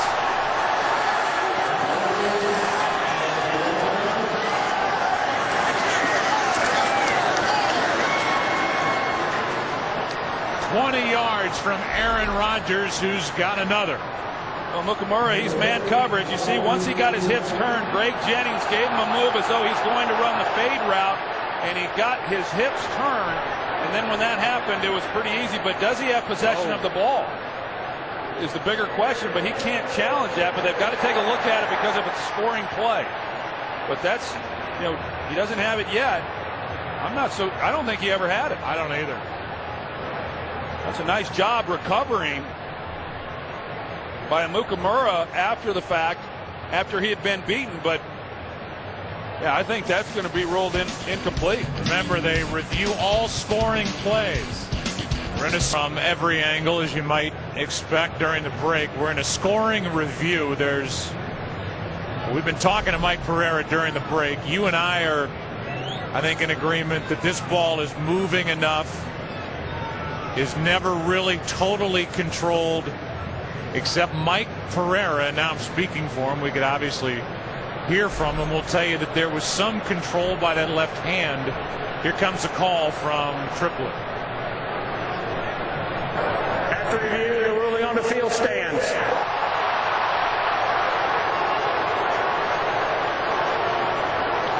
What Mike Pereira saw during the break is that right at the end there was some control of the left hand when the feet are coming down right there. And by feet coming down, meaning in the normal steps going out of bounds, if both feet got down when he had it in the left hand, and therefore the call stands. So the Packers get a touchdown. Aaron Rodgers has got another, his third of the day. Greg Jennings scores in an 11-point game. That catch over on the sideline. His new position coach is Edgar Bennett, longtime running back in the NFL. And he's talked a lot about ball security with this group, finishing plays, hitting guys on the way out of bounds. Brought a little bit more toughness to that position when you talk to guys like Jordy Nelson. Here's Devin Thomas on the return. Giants need something to happen, and Thomas is out across the 25 near the 28. And so the hard thing to do, and we saw it on Thanksgiving, Troy, and you're seeing it again here today, you can keep this Green Bay offense down for a while, but to maintain throughout is just right now, it seems impossible. Well, they're just so confident that, yeah, even when you're bottling them up, I mean, eventually they're going to continue to move the football and they're going to put points on the board. As we saw, I think the defense overall has played pretty well. But this is an important possession then for the New York Giants because of the reasons you just mentioned. Down 11. If they don't get points here, I mean, this thing can get away from them in a hurry because of the Packers' explosion offensively. Manning wants to go for Nix. Downfield. And a big catch for the Giants at the Green Bay 20. 51 yards, and Hakeem Nicks held on with Tramon Williams on it. Watch the safety here and what the play action does to Ahmad Bradshaw here. It gets him to pull up, and then that creates the seam down the middle of the field. You get the look just like Eli Manning gets on the post route there to Hakeem Nicks. Good route by Hakeem Nicks. He gets Tramon Williams' hips turned to the outside, beats him then to the inside, in a perfectly thrown ball by Eli Manning. Well, that is exactly what the Giants needed. This isn't. They have to use a timeout. Play clock was down to 2 and they were still in the huddle. That happened so many times on a big play down the field, trying to get everybody into the huddle and get 40, 50 yards down the field so you can get the ball snapped. Only one timeout left for the Giants. Giants had to use a timeout as the play clock was expiring after that long 51-yarder to Hakeem Nicks. It's a big problem, too, because not only do you have to burn the timeout, but then you lose the momentum you gained by getting the big play, and you allow this defense then to regroup. Eli's hit this Green Bay defense with 3 big plays. One of them on the 3rd play of the game. Manning over the middle finds Nicks, and Hakeem is out of bounds with a gain of 7. Let's go back to that 51-yarder to Nicks. You can see the play clock down here in the corner. And so here's the end of that play to Hakeem Nicks on the big play. And when they start this 40-second clock, as soon as the play ends, so the clock starts, and then you've got offensive linemen who aren't accustomed to having to get down the field, and you've got to tell those guys after a big play you have to hustle, otherwise you end up burning a timeout, as Eli Manning had to do. Second down and 3. Bradshaw. Penalty flag flies as Bradshaw takes it inside the 10. But the flag is down on the far side of the field.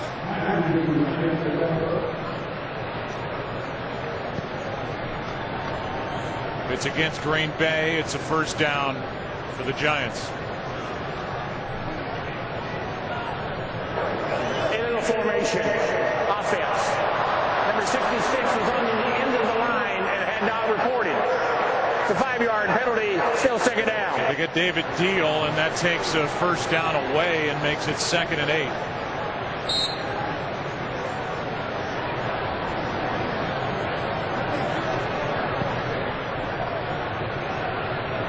Call obviously surprised David Deal. That surprises me too. I mean, you got to have 7 guys on the line of scrimmage, but I didn't see exactly what it was that the Giants had done wrong to warrant the penalty.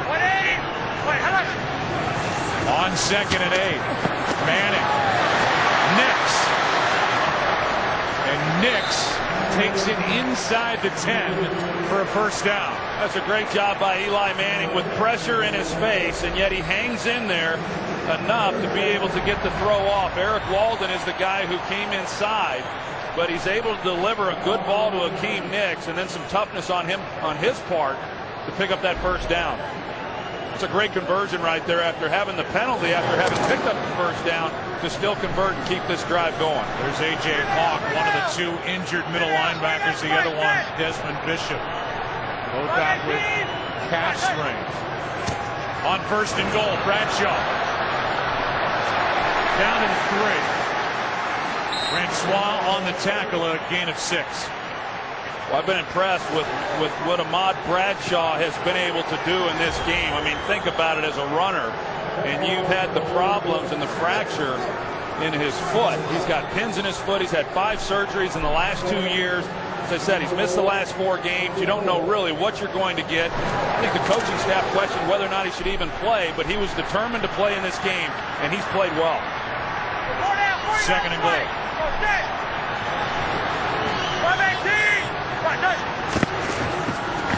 This one for Nicks. One-handed catch for the touchdown. And even Woodson said nice catch. I was surprised there wasn't even a flag on the play, Joe. I thought Charles Woodson was all over Hakeem Nicks. I was expecting to see the flag come out, even if he didn't make the catch. 1-step drop by Eli Manning. There's the contact. That's a great catch and a great drive by the New York Giants, answering after the Packers had a score of their own. And after the catch, Nicks going back toward where Eli Manning was, got a little congratulations from Woodson, the guy defending him, like, it's about all I can do. And Nicks able to haul it in with that right arm. And Nicks was the big part of the drive all the way down, including that 51-yarder to set it up. I mean, you see Charles Woodson, you're right. I mean, he is all over Hakeem Nicks, but it kind of goes back to what I've said all along. They give each other knuckles. I think, Charles Woodson, he's been a great competitor in this league for a long time, but even he can appreciate a great play and a great pass. He'd go give Eli Manning some knuckles too if he could. How about Nicks? 6 catches, 86 yards, a touchdown now. And Eli Manning with a couple of touchdown passes in this game and 22 on the year. Well, that's just a perfectly thrown ball by Eli Manning. I've always said that a great throw beats great coverage, and this is a good example of it. Just nothing really that Charles Woodson could do. And the best part about it is Hakeem Nicks gave Eli Manning a lot of field to throw that ball. So you look at all that space there in the corner of the end zone. That's what a quarterback likes. So if you underthrow that, the fade route is the worst thing you can do as a quarterback, potentially an interception. But when you give them all that field to the corner, boy, it sure makes it a lot easier on the quarterback being able to drop it in there. That is now the 21st passing touchdown allowed by this Green Bay defense, which has allowed the Giants now to go over 300 total yards for the day.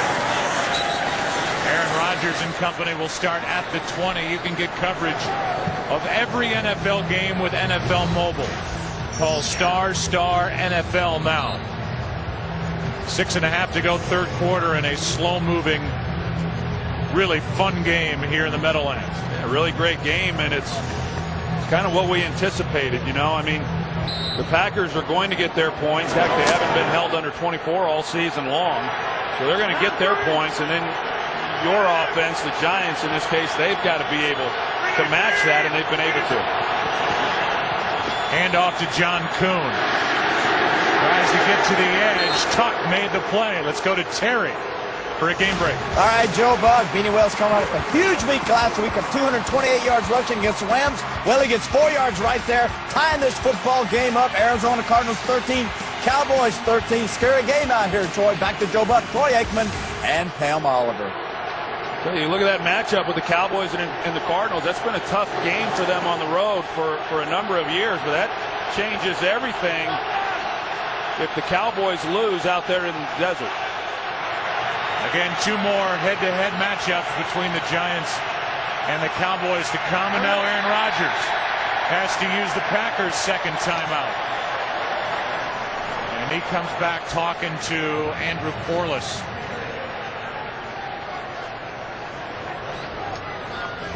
When you look at the numbers for Tom Coughlin, he and this Giants team is tired of hearing about a second-half collapse. But there are the numbers, including this season. When you come into this year, 41-15 games 1 through 8, 24-32 games 9 through 16. This year, 6-2 in the first half. So far, 0-3 to make those numbers what they are here in the second half of the season. But I think this year, going into that New England game, they had a 6-game stretch. Even if they played great, it was going to be hard for them to come out of that stretch. 1-1 on the road against the 49ers and Patriots, very good. The disappointing thing was the loss at home to Philadelphia. Handoff is to Grant. A gain of 3. Involved Joseph on the tackle. You know, even the loss on Monday night to the Saints, looking at the schedule, that's a hard place to play. You know, I mean, it's not many teams are going to go in there to the Superdome and win that game. It was the way that they got beat that was so alarming. But the game you may look back on was that loss to Seattle earlier in the year that could come back and bite them. All those turnovers. A big one that happened right here. 3rd down and 5.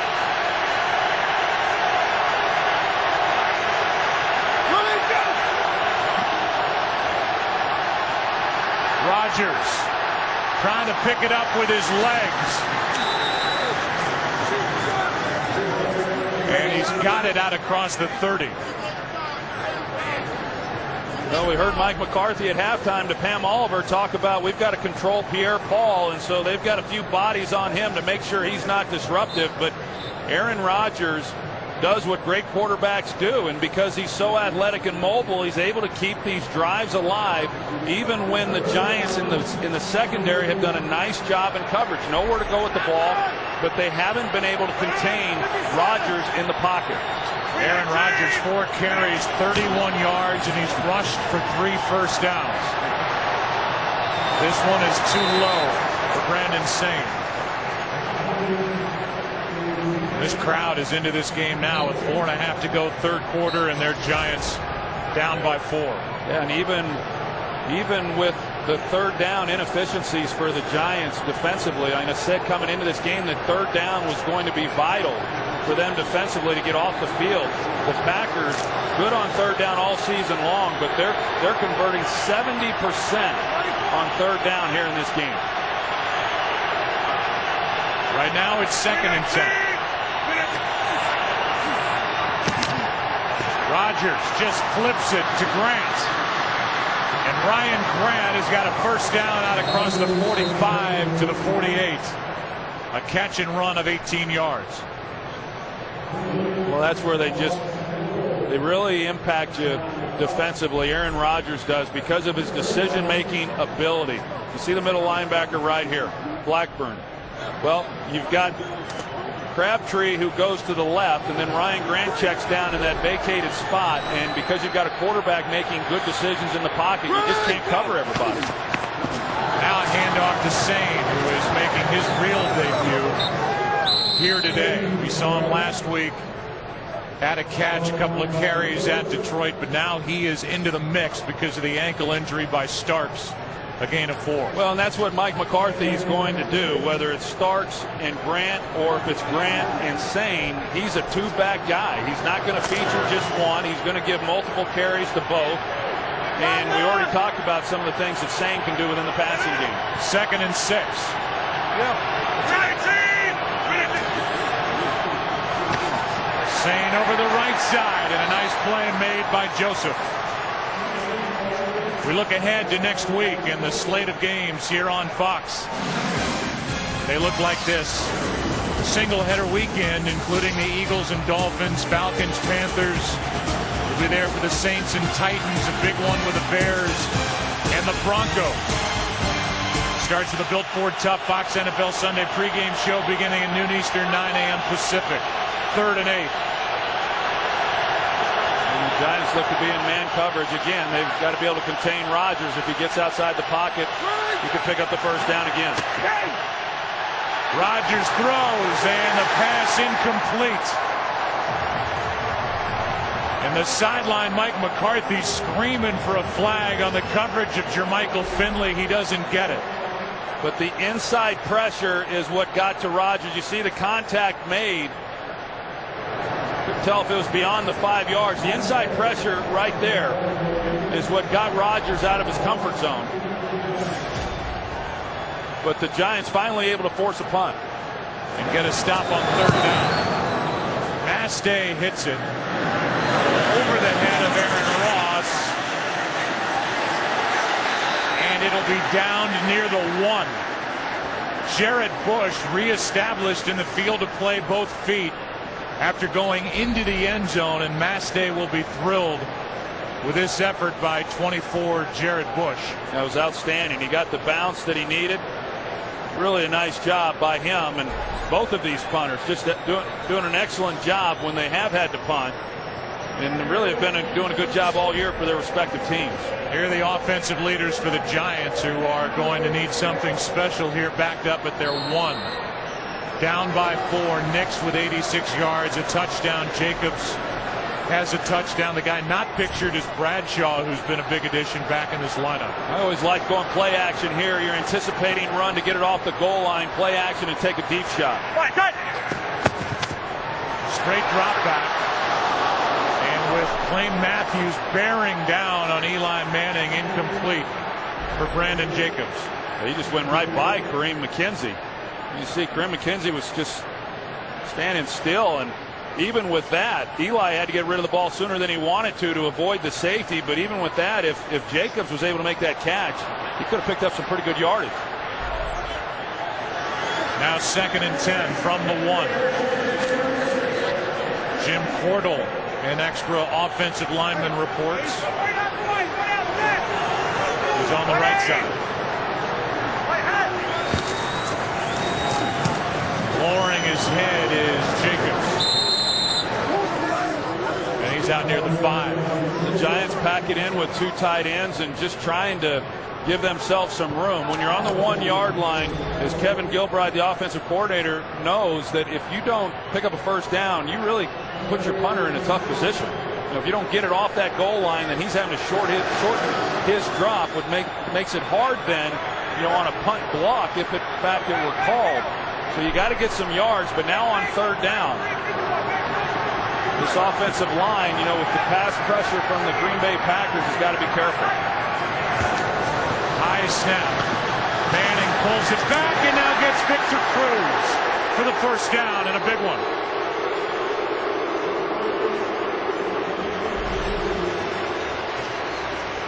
Eli double clutched it in the pocket.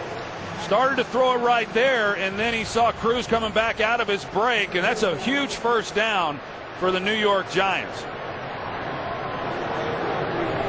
As I said, it gives them room to operate now, but then secondly, even if they're not able to get any more yards, they're at least able to reclaim field position on a punt.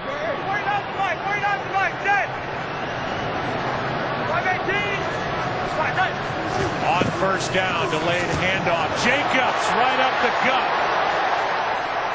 Lowers his shoulder and bowls right through Pepra, a run of 12 yards. Well, Chris Snee and Bear Pasco do a good job of leading the way. Snee blocks down at right guard, and then Pasco leads through the hole, and he gets a good block on linebacker Francois. And Jacobs going north and south. That's what they want to see. He's very ineffective when he starts running laterally towards the sideline. He doesn't have that kind of speed. He doesn't have that kind of quickness. But when he's headed north and south, he's pretty dangerous. Giants are averaging over 5.5 yards per carry in this game. And the final play of the third quarter will be Jacobs good for 5. What a game. 28-24 Green. We start the fourth quarter in a 4-point game. Green Bay on top, but the Giants right now with the momentum. They're checking Ahmad Bradshaw over on the sideline as Jacobs is taken over.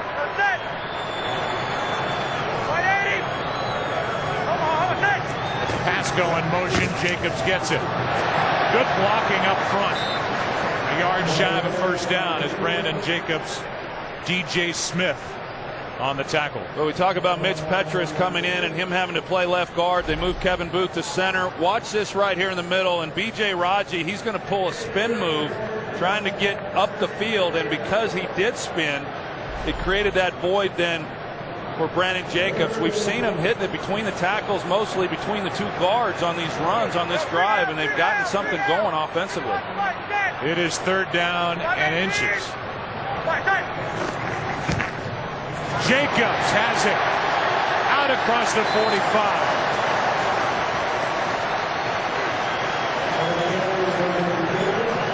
Pepra on the tackle after a gain of 7.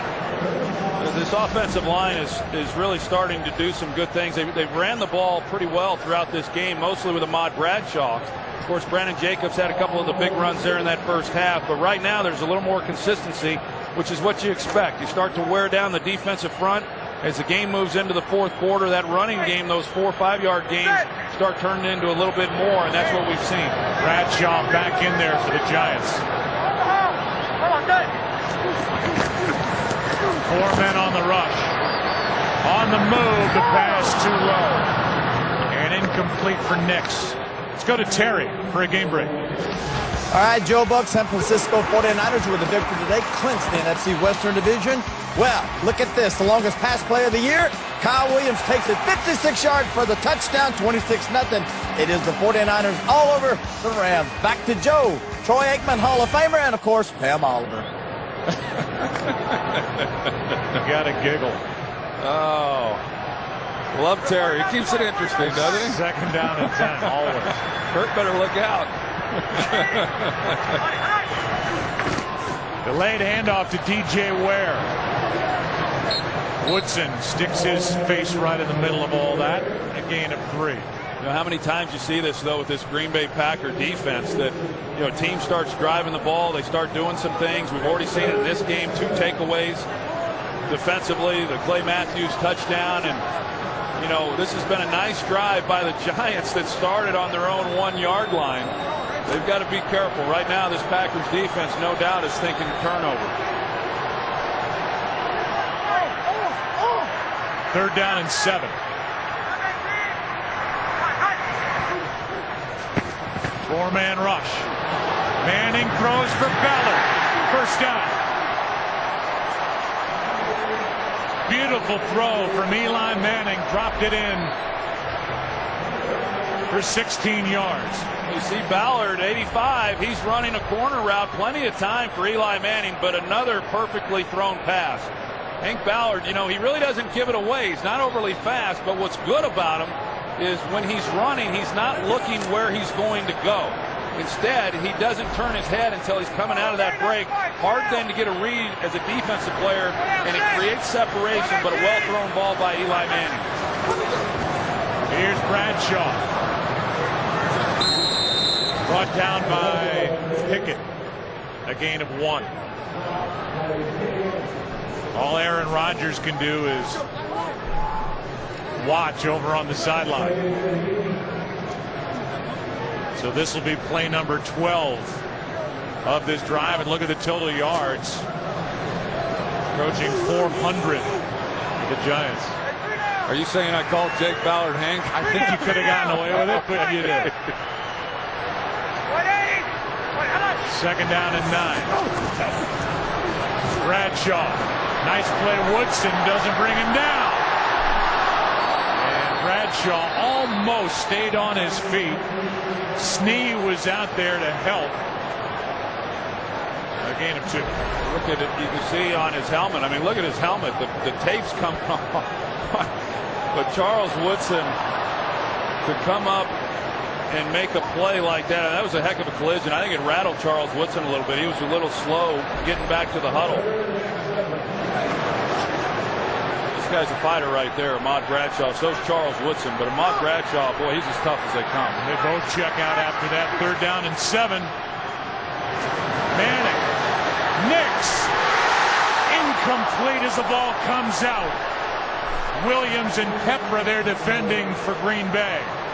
And Pepra may have been the one to knock it out. It was a nice route. He had the chance. He had inside position, and Tramon Williams was over the top of him. Looked like he definitely got his hand on the ball, and then Pepra came in to finish him off. That would have been a tough catch for Akeem Nicks to make. This is going to be a 50-yard try by Times. Career long is 53. This to make it a 1-point game. Got it easy. And Lawrence Tynes hits his 2nd of the day. 13th of the season. He got it by plenty, didn't he? It's a 1-point game here in the Meadowlands. Sponsored by the new 80-inch from Sharp, the leader in the largest LED TVs. By Subway Restaurants. Get your own Subway steak melt today. And by Ram Trucks. Guts, glory, Ram. Talk about a huge drive. A drive that starts at the 1. 14 plays. 6.5 minutes, and they get points out of it. Not a touchdown, but they close it to within 1 on a 50-yarder by Times. The Giants, who have lost 3 straight, trying to knock off the undefeated Packers. Cobb.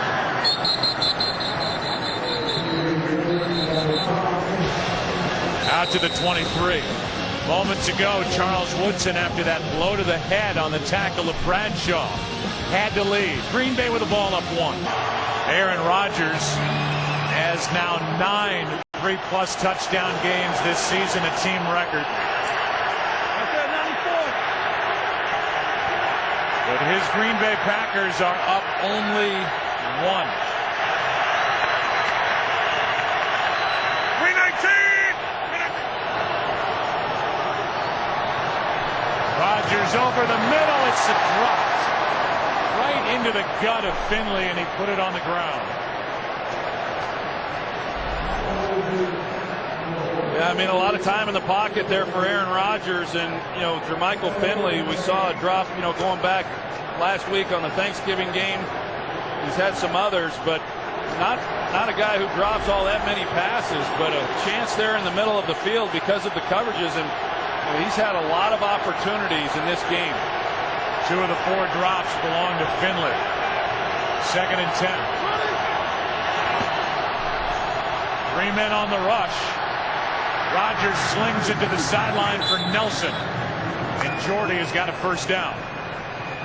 Not seen or heard much from Jordy Nelson in this game. He's become one of the big play weapons in this league. Well, this is where he's really good, and all these receivers is when they recognize that Aaron Rodgers is in trouble, they work back, and they're very then quarterback friendly and finding a way to get open. Jordy Nelson was going deep. He looks back for the ball. His quarterback's out of the pocket. He comes back to get the 1st down.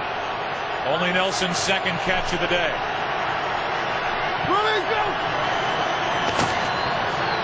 Rodgers down the middle. Blackburn there in coverage of Jermichael Finley. And Blackburn may have gotten his hand in there. Yeah, that's a heck of a coverage there by Blackburn, running with Jermichael Finley. Couldn't tell if he got his hand on the ball or not, or if Jermichael just unable to pull it in. But Pierre-Paul has been disruptive throughout this entire game. But to go back to what I've said, Jermichael Finley getting a lot of opportunities in this game, and it's primarily because the Giants are playing with two safeties deep and helping on those outside receivers. Therefore, the middle of the field is the area that's vulnerable. This one is dropped again. Jennings this time.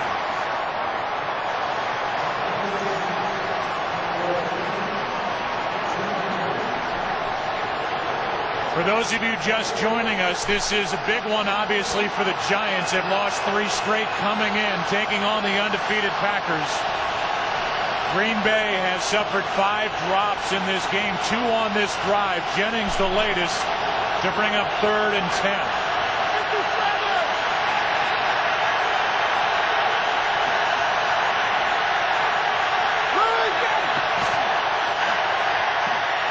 Rodgers can't get rid of it. Tollefson and Jason Pierre-Paul, but a flag is down in the secondary. A flag is down at the Giants' 46.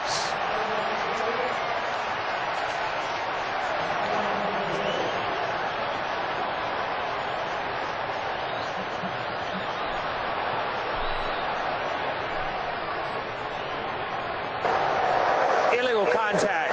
Number 57 on the defense. The 5-yard penalty and an automatic first down.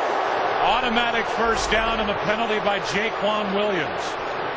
Jaquan Williams right here, number 57. You see the contact beyond 5 yards.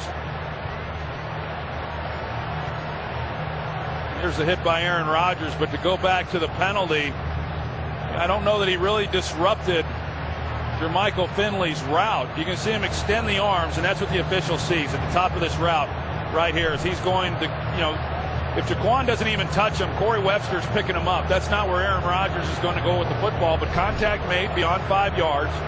The official sees it, and that's the penalty, and it's a good call. Instead of 4th and 21, it's 1st and 10 with the automatic first down. Ball just outside the Green Bay 40, and Jaquan Williams. A huge penalty against the Giants.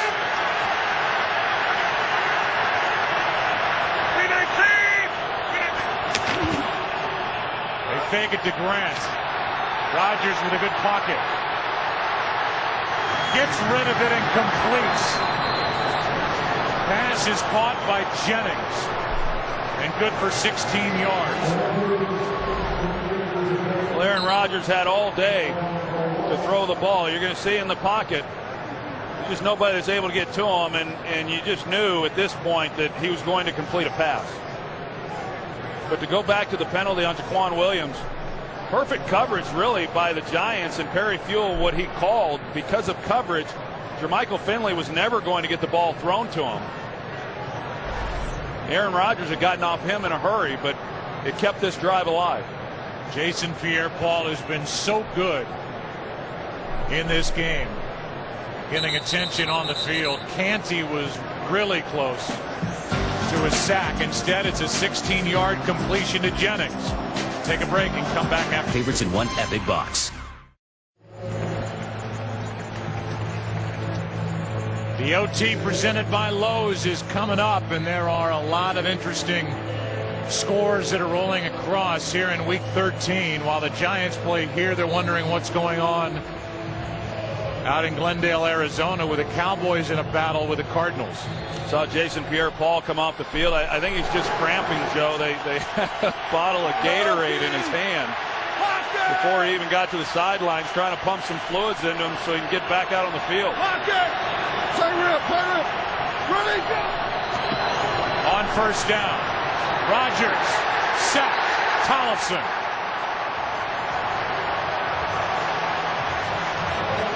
Number 4 on the year for Dave Tollefson.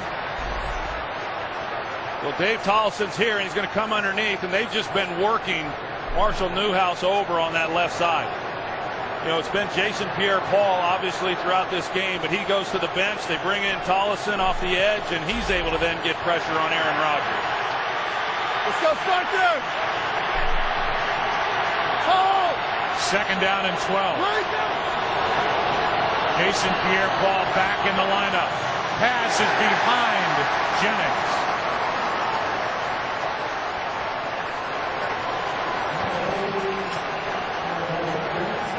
Third down and 12.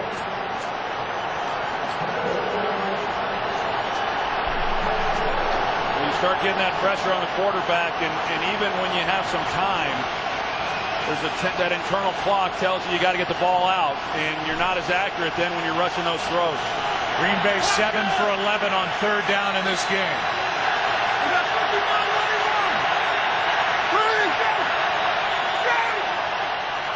Just 3 men on the rush, and this one is thrown right into the turf. It's fourth down. It's an incomplete pass. There was contact down the field. You see Deion Grant there, but there was the collision there on Finley. It was Quan Williams again right there at the top, and when he goes down, Aaron Rodgers sees it at the last minute, and rather than throw it and risk it being intercepted, he tried to pull it down, and it came out, and that's why it was incomplete. But the arm was going forward. It's no fumble. It's an incomplete pass, and it's fourth down. That was more pass interference than the one he got called on.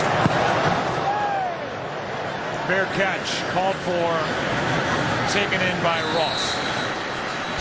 Giants have it. The ball inside their 15. Down. Let's go back to 1998. The defending Super Bowl champion Broncos came into the Meadowlands with a 13-0 record to face the 5-8 Giants. Kent Graham with a big day. Toomer with a 37-yard strike in the back of the end zone. 48 seconds left. The Giants held on for a 20-16 win. We know what the Giants did in Super Bowl 42 to the undefeated New England Patriots, winning in the final minute. And they're now trying to knock off the undefeated Green Bay Packers here in Week 13. Down by 1. Down the sideline.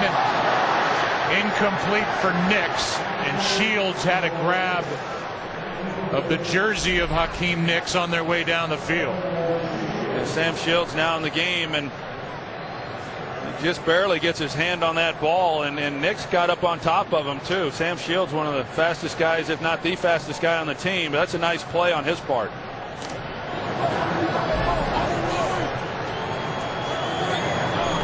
As we welcome in a new audience, here we are in New Jersey watching the Giants trying to snap a 3-game losing streak, taking on the undefeated Green Bay Packers. Good game. Giants defense coming off a rough outing against the New Orleans Saints on Monday. As Bradshaw carries for 2, it'll be third down. We'll give you a recap. This was the third play of the day. 67 yards to Travis Beckham. You know what Aaron Rodgers can do. That is 1 of 3. First one was to Finley. Interception, return for a touchdown by Matthews. Interception by Chase Blackburn set up a touchdown for the Giants. There's that one-handed grab in the back of the end zone by Hakeem Nicks. It's 28-27. This one is out of the reach of DJ Ware, and it's a quick 3-and-out for the Giants after getting a stop on defense. I'm not sure whether or not they would have been able to pick up that first down on that screen pass to Ware. But he and Eli Manning obviously just not on the same page. You can see Eli Manning frustrated with what happened on that they couldn't even get the completion off. But you know, we do the recap on what all has transpired in this game, and it's like a heavyweight fight. You know, it's just gone back and forth, and both teams have done a good job of answering whenever the other one has done something to pull ahead. Line drive punt, maybe a chance to run for Cobb. Surveys the picture in front of him and crosses the 40. So where the Packers will have it up by 1 with 7:08 left. Fox tomorrow, it's country music's biggest event of the year with performances by country's biggest stars. Trace Atkins and Kristen Chenoweth host the American Country Awards live tomorrow at 8 Eastern, 7 Central, right here on Fox. You know, these music award shows are like college bowl games. You know, there's just too many of them. Every time I turn around, there's another award show. That said, I know you'll be tuned in tomorrow night. Well, I will be. I will be. I want to know who all the winners are before I step foot. They're in Nashville next weekend. Starting from the 43, Aaron Rodgers with protection throws for Driver right in midfield. Knocked out by Webster, a gain of 7. Here's Terry with a game break. All right, thank Joe. Jason Garrett, head coach of the Cowboys, kind of icing his own kicker. Calls timeout after the kicker went on and made it. Then they come back. He misses this. We're now in the overtime. And wow, 49-yard attempt. Arizona and the Cowboys all locked up at 13 all. Back to Joe, Troy, and Pam. All right, Terry, that could have been game-winning kick number 5 for the rookie Dan Bailey. The Cowboys who have won 4 straight. Instead, they're going to overtime, and the Cardinals start overtime with the football. Here's Grant. Nice job to hesitate and then carry forward for 8 and a first down. You know, John Kuhn, right here at fullback, he gets a decleater. You're going to see this one. This is a nice block on his part. He comes back. Boy, he took out. Chase Blackburn was the one. It's a nice job by Kuhn. That allowed Grant to get the first down. Longest run by a Packer running back today, 8 yards. Here's Sane.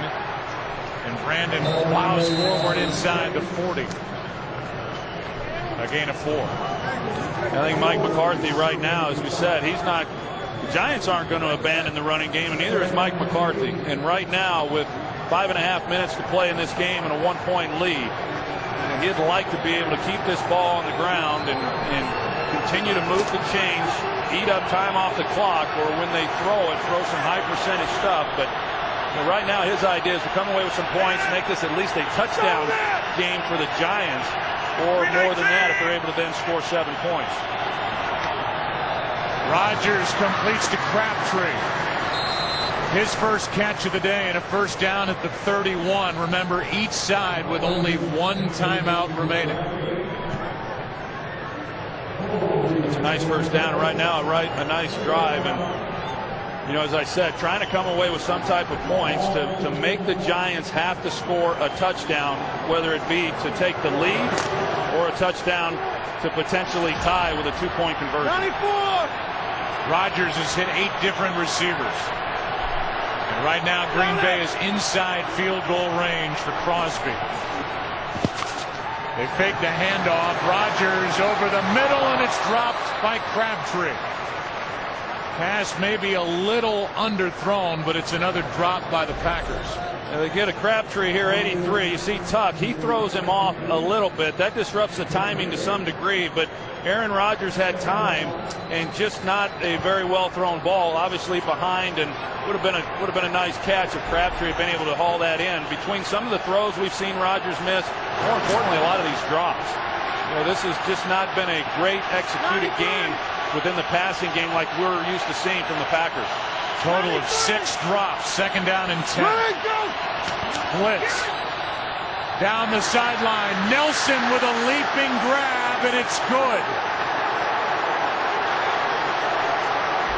Catch is made at the 10. Well, Blackman never gets turned around for the ball. Did he get his feet in?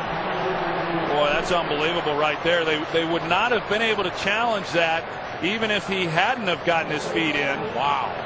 And he did. But he did. That's a great job. Great body control there by Jordy Nelson. You know, initially from that spot right there, you said there's no way he's going to be able to get his feet in bounds. But yet he was able to. 21-yard completion.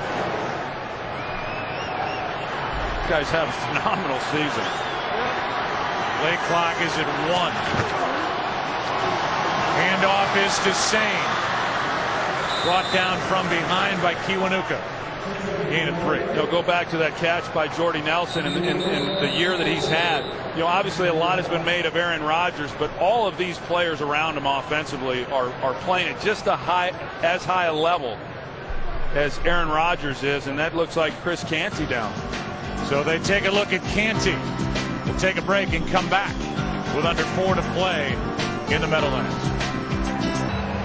What you talk about is a look at Canty on the sideline. Everything breaking right for the Giants today.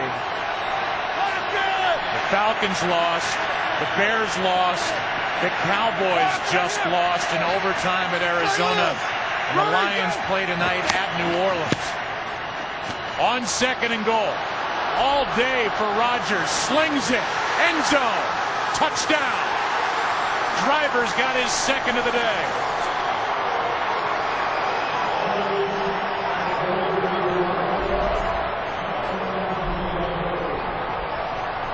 See whether or not he got his feet in. He sure did. That's a great job by Donald Driver. We've seen him make that catch. It's become routine for him. But, Corey Webster, it's just too much. I mean, you just can't stay with these guys that long. They've got a clock as well, and they think the ball's got to be thrown. 3-man rush by the Giants. Rocky Bernard can't get off of Brian Bulaga. They got 2 guys everywhere else. And he had all day to just sit and wait for Donald Driver to work back to that pylon.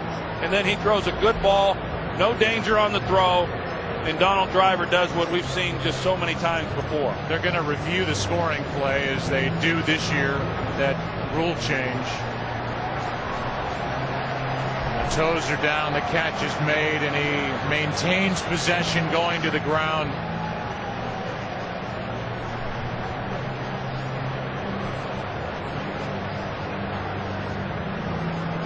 Looks like a good catch. He gets shoved into the back of the end zone. Webster drives Driver in that right foot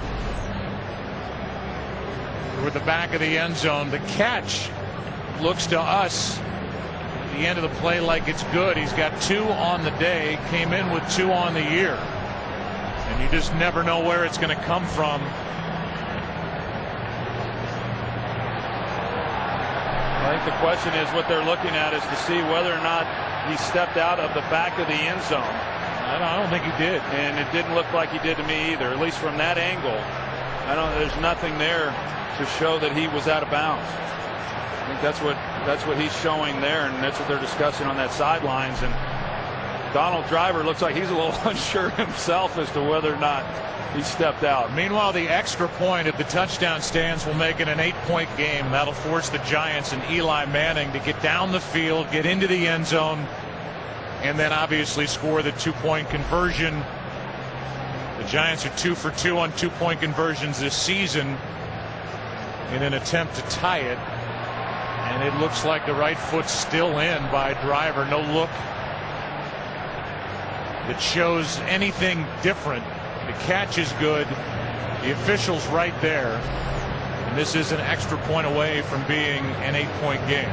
But even with that, there's contact made.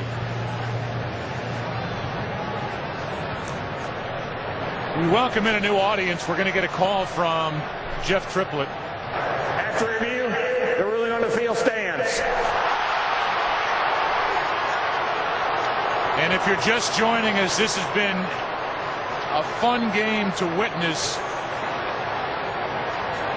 here at the Giants' home in New Jersey. But with an extra point to come, this is about to be an 8-point game. And it'll be on Eli Manning and the offense to get it down the field as they try to avoid losing their 4th straight. And for Aaron Rodgers now, he's got 4 touchdown passes in this game. That's the 4th time, Troy, this season he's had 4 or more in a game. Yeah, he's been relied on really more here in the last few weeks. But, we've seen it from Jordy Nelson, and we've seen it from other receivers throughout the year for the Packers. Just, how aware they are when the quarterback's in trouble there's time, whether he's outside the pocket or inside the pocket, nowhere to go with the football. Somebody's got to create some separation and get open. And they do such a great job of working back and giving him places to go with the ball. We've seen it throughout this game, and then we just witnessed it with Donald Driver scoring the touchdown. Rodgers so good in the red zone. Still with just that one red zone interception in his career. You see the drive. It's made it an 8-point game with 3.5 to go and just one timeout for the Giants. And again, the storyline coming in, one of them was about the second half meltdowns the Giants have had. Tom Coughlin in his 8th year into this year, 41-15 games 1 through 8. 24-32 games 9 through 16, and so far after going 6-2 in the first half, they're 0-3 in the second half of the season. As Crosby pops it up, and Hynoski, the fullback, on the return, gets through a hit by Brad Jones and crosses the 30. Go for a game break. Here's Terry Bradshaw. All right, Joe Buck in overtime. Cobb back, screen pass to LaRod Stevens-Howling, the third-year player out of Pittsburgh, takes it back 52 yards in overtime as Arizona, Joe, takes care of the visiting Dallas Cowboys 19-13. Back to Joe Buck, Troy, and Shocker, and Pam Oliver. All right, thanks, Terry. Now they're discussing whether Hynoski called for a fair catch. He had a 16-yard return. We do not have the call yet. And let's take another look. 45, Hynoski on the right, puts that right hand up. I didn't think that he was necessarily calling for a fair catch as much as he was trying to signal like you would in baseball that I've got it. You know, I mean, I saw it live, and I didn't think there was anything. I didn't think he was trying to signal for a fair catch, but I can certainly see where, as the coverage team would think, based on that kick, because that's what they were trying to do, is just drop it in there, that you could see where they would think that he was signaling for the fair catch. I agree with you 100%, but that was more like an I got it because of the short catch. But there is no announcement coming from Jeff Triplett yet. Meanwhile, one of the players is down. Quarles is down for the Packers near the sideline. And that's really what the delay is. So the return will stand. There will be no fair catch called for by Hynoski, to the Packers' dismay. And there's 81, and we'll watch and see where the injury occurred. Oh, wow. The right leg just bent in a way it shouldn't. Yeah, you don't like seeing those at all.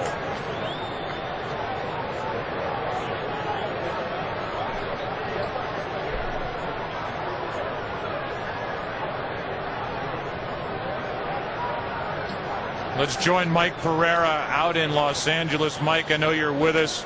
Tell us about the fair catch, no fair catch that we just witnessed. You know, Joe, we scampered to the rule book here, and it really defines an invalid fair catch signal is if a player raises his hands above the shoulder and does any other action other than waving it from side to side. It's called an invalid fair catch signal, which does, by the way, cause the ball to become dead. So really in this situation, as the hand there goes above the shoulders, you read that as a fair catch signal. Really should have been shut down when he caught the ball. Instead, he is awarded, in essence, a 16-yard return, and the field position for a team down by 8 points is decent, starting at their own 31, and that was just a nasty injury we witnessed on the part of Andrew Quarles. And those 16 yards are huge. I mean, that's a huge difference for an offense. Only one timeout remaining. Wide open is Ballard. Had Barden out blocking in front of him, and Ballard on the first play from scrimmage is good for 15 yards. And I'll tell you another huge difference is when you don't have 21, Charles Woodson, on the field defensively. You know, because that's why Sam Shields is playing outside at corner, and then they bring Jared Bush in, and so he's playing inside. But if you're Eli Manning and the Giants, what sure is nice in this situation, knowing that 21 isn't going to be the disruptive force that he can be inside around the line of scrimmage. Here is Ballard. Jake Ballard has got another big play inside the 40. Well, they come back, Joe, where Charles Woodson would be playing is Jared Bush, and so they bring him off the slot, and he's free. He's a free rusher, and Eli Manning knows that, and so they go to Jake Ballard on the blitz beater, and big man's pretty nifty. Eli Manning now for the 6th time this season is over 300 yards passing. Clock continues to run at 2:42, 1 timeout left.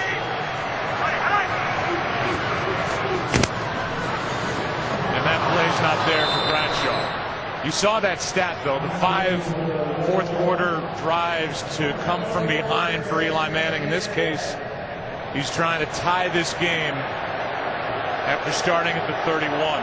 Well, and there's absolutely zero rush by Eli Manning. I mean, they know, one, there's plenty of time. They need a touchdown. But the last thing the Giants want to do, first thing you got to do is worry about scoring. But the last thing they want to do is have much time on the clock so that the last possession goes to Aaron Rodgers with time to make some plays.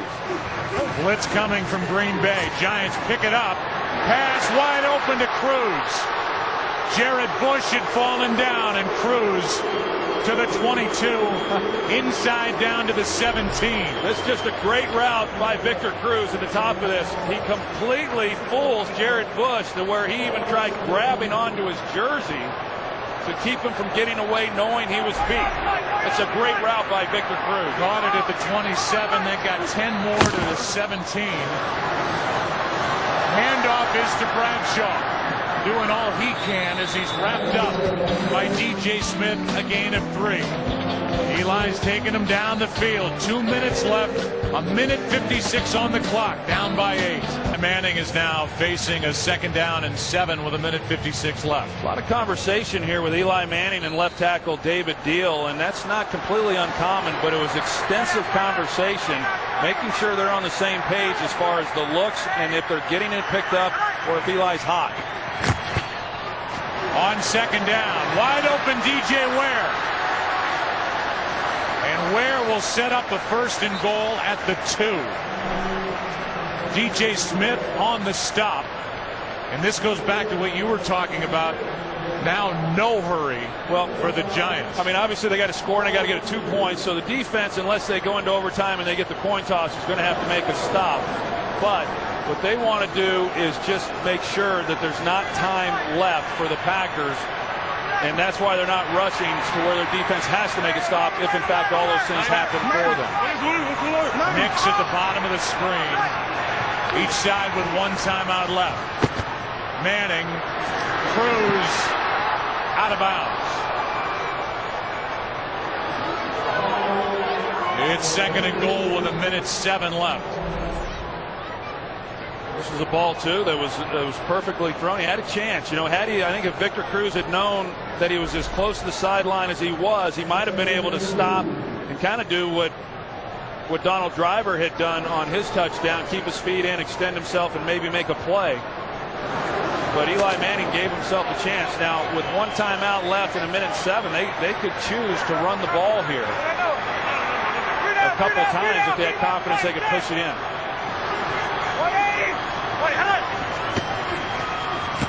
Manning trying to put it up, and he gets rid of it.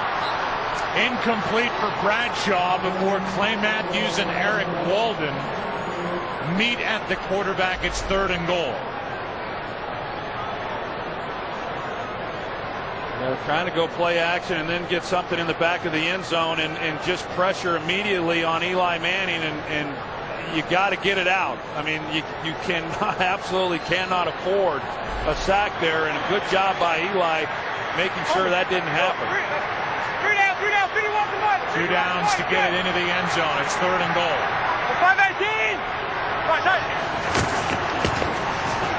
Pass is caught for the touchdown. Nix.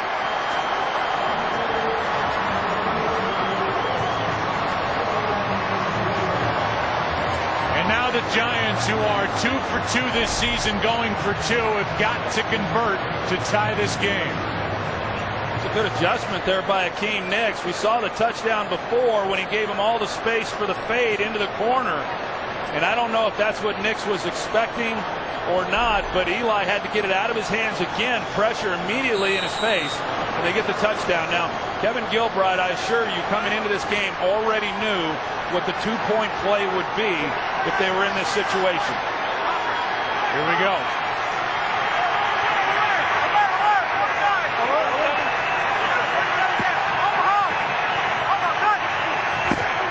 Handoff to Ware. Tie game.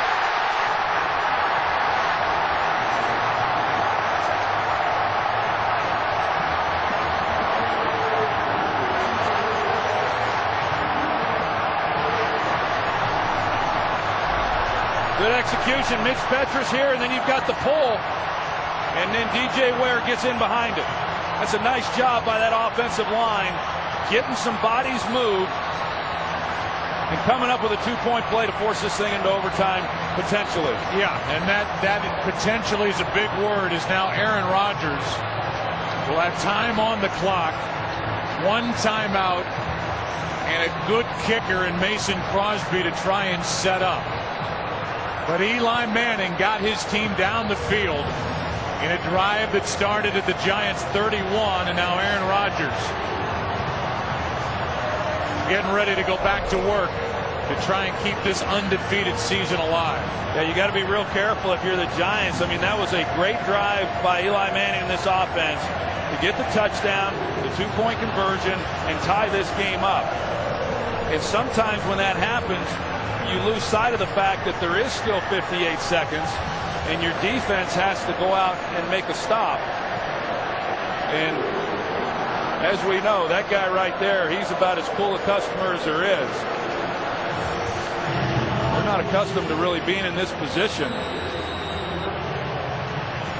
But now it'll be on the defense to see if they can't maybe send this thing into overtime. Well, the Packers, who have won 17 straight, during that streak have not trailed at all in the fourth quarter. They don't trail here today, but it's tied with 58 seconds left. And the rookie Cobb will take a knee. So it starts at the 20.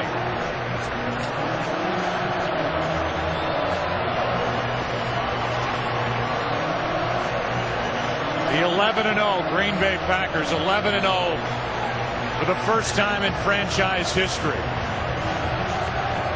And a battle to try and keep that streak alive.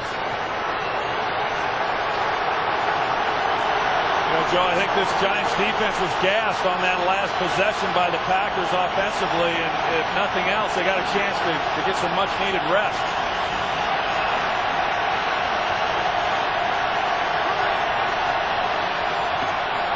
Rodgers nearly picked, and this one is to Finley down the sideline. Jaquan Williams flashed in front. It got by him, and then 24 yards to Finley. The perfect pass. Jaquan Williams, actually great coverage by him, but you know, Aaron Rodgers just threw that ball beautifully right out in front, and then DeMarcus Finley is able to make a nice catch with hands in his face. 51 seconds left, and the ball is at the 43. Career long for Crosby, 58 yards, which came this year at Minnesota. That means getting it to the 40. Out in front of Jordy Nelson. And the pass is caught, and in 2 plays, the Packers are inside field goal range. Well, Will Blackburn, he's been beat a couple times. Nice move by Jordy Nelson. He stems him to the inside, gets him on his heels, and then goes to the sideline past him. And Aaron Rodgers had 3 rushers in his face, and he just lays it up there for Jordy Nelson. That's excellent execution. From here, it would be a 47-yard field goal, well within the range of Mason Crosby. The Packers want to make it even easier. Out of the backfield, it's Sane. They trust the rookie, who lost it, got back on top of it at the 30. Corey Webster was out there for the Giants as the clock continues to run. No, it was a nice tackle. Nobody wraps up anymore, but he came up and he made a nice hit on him. Kept him from getting any extra yards. 2nd and 11. Rodgers, quick throw, pass caught. Jennings still on his feet down inside the 15. And the Packers will let it wind down, take the timeout, and then try and win it on the right foot of Mason Crosby. Well, he made that look easy, didn't he? There's the group that's in charge of making this Green Bay Packer team 12-0. The Giants are that close to their 4th consecutive loss. And for Green Bay, they're at home against Oakland, at Kansas City, and then 2 home games against the Bears, and then Detroit to finish the season. I mean, we are at the bitter end of this game. It's up to Crosby to win it.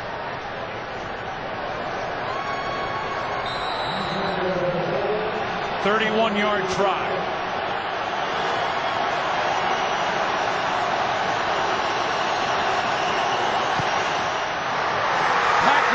Are 12-0.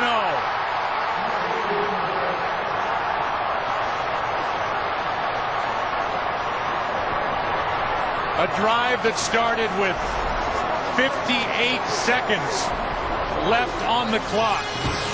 And within 2 plays, Aaron Rodgers got the Packers inside field goal range. We'll be back after this. Packers win it.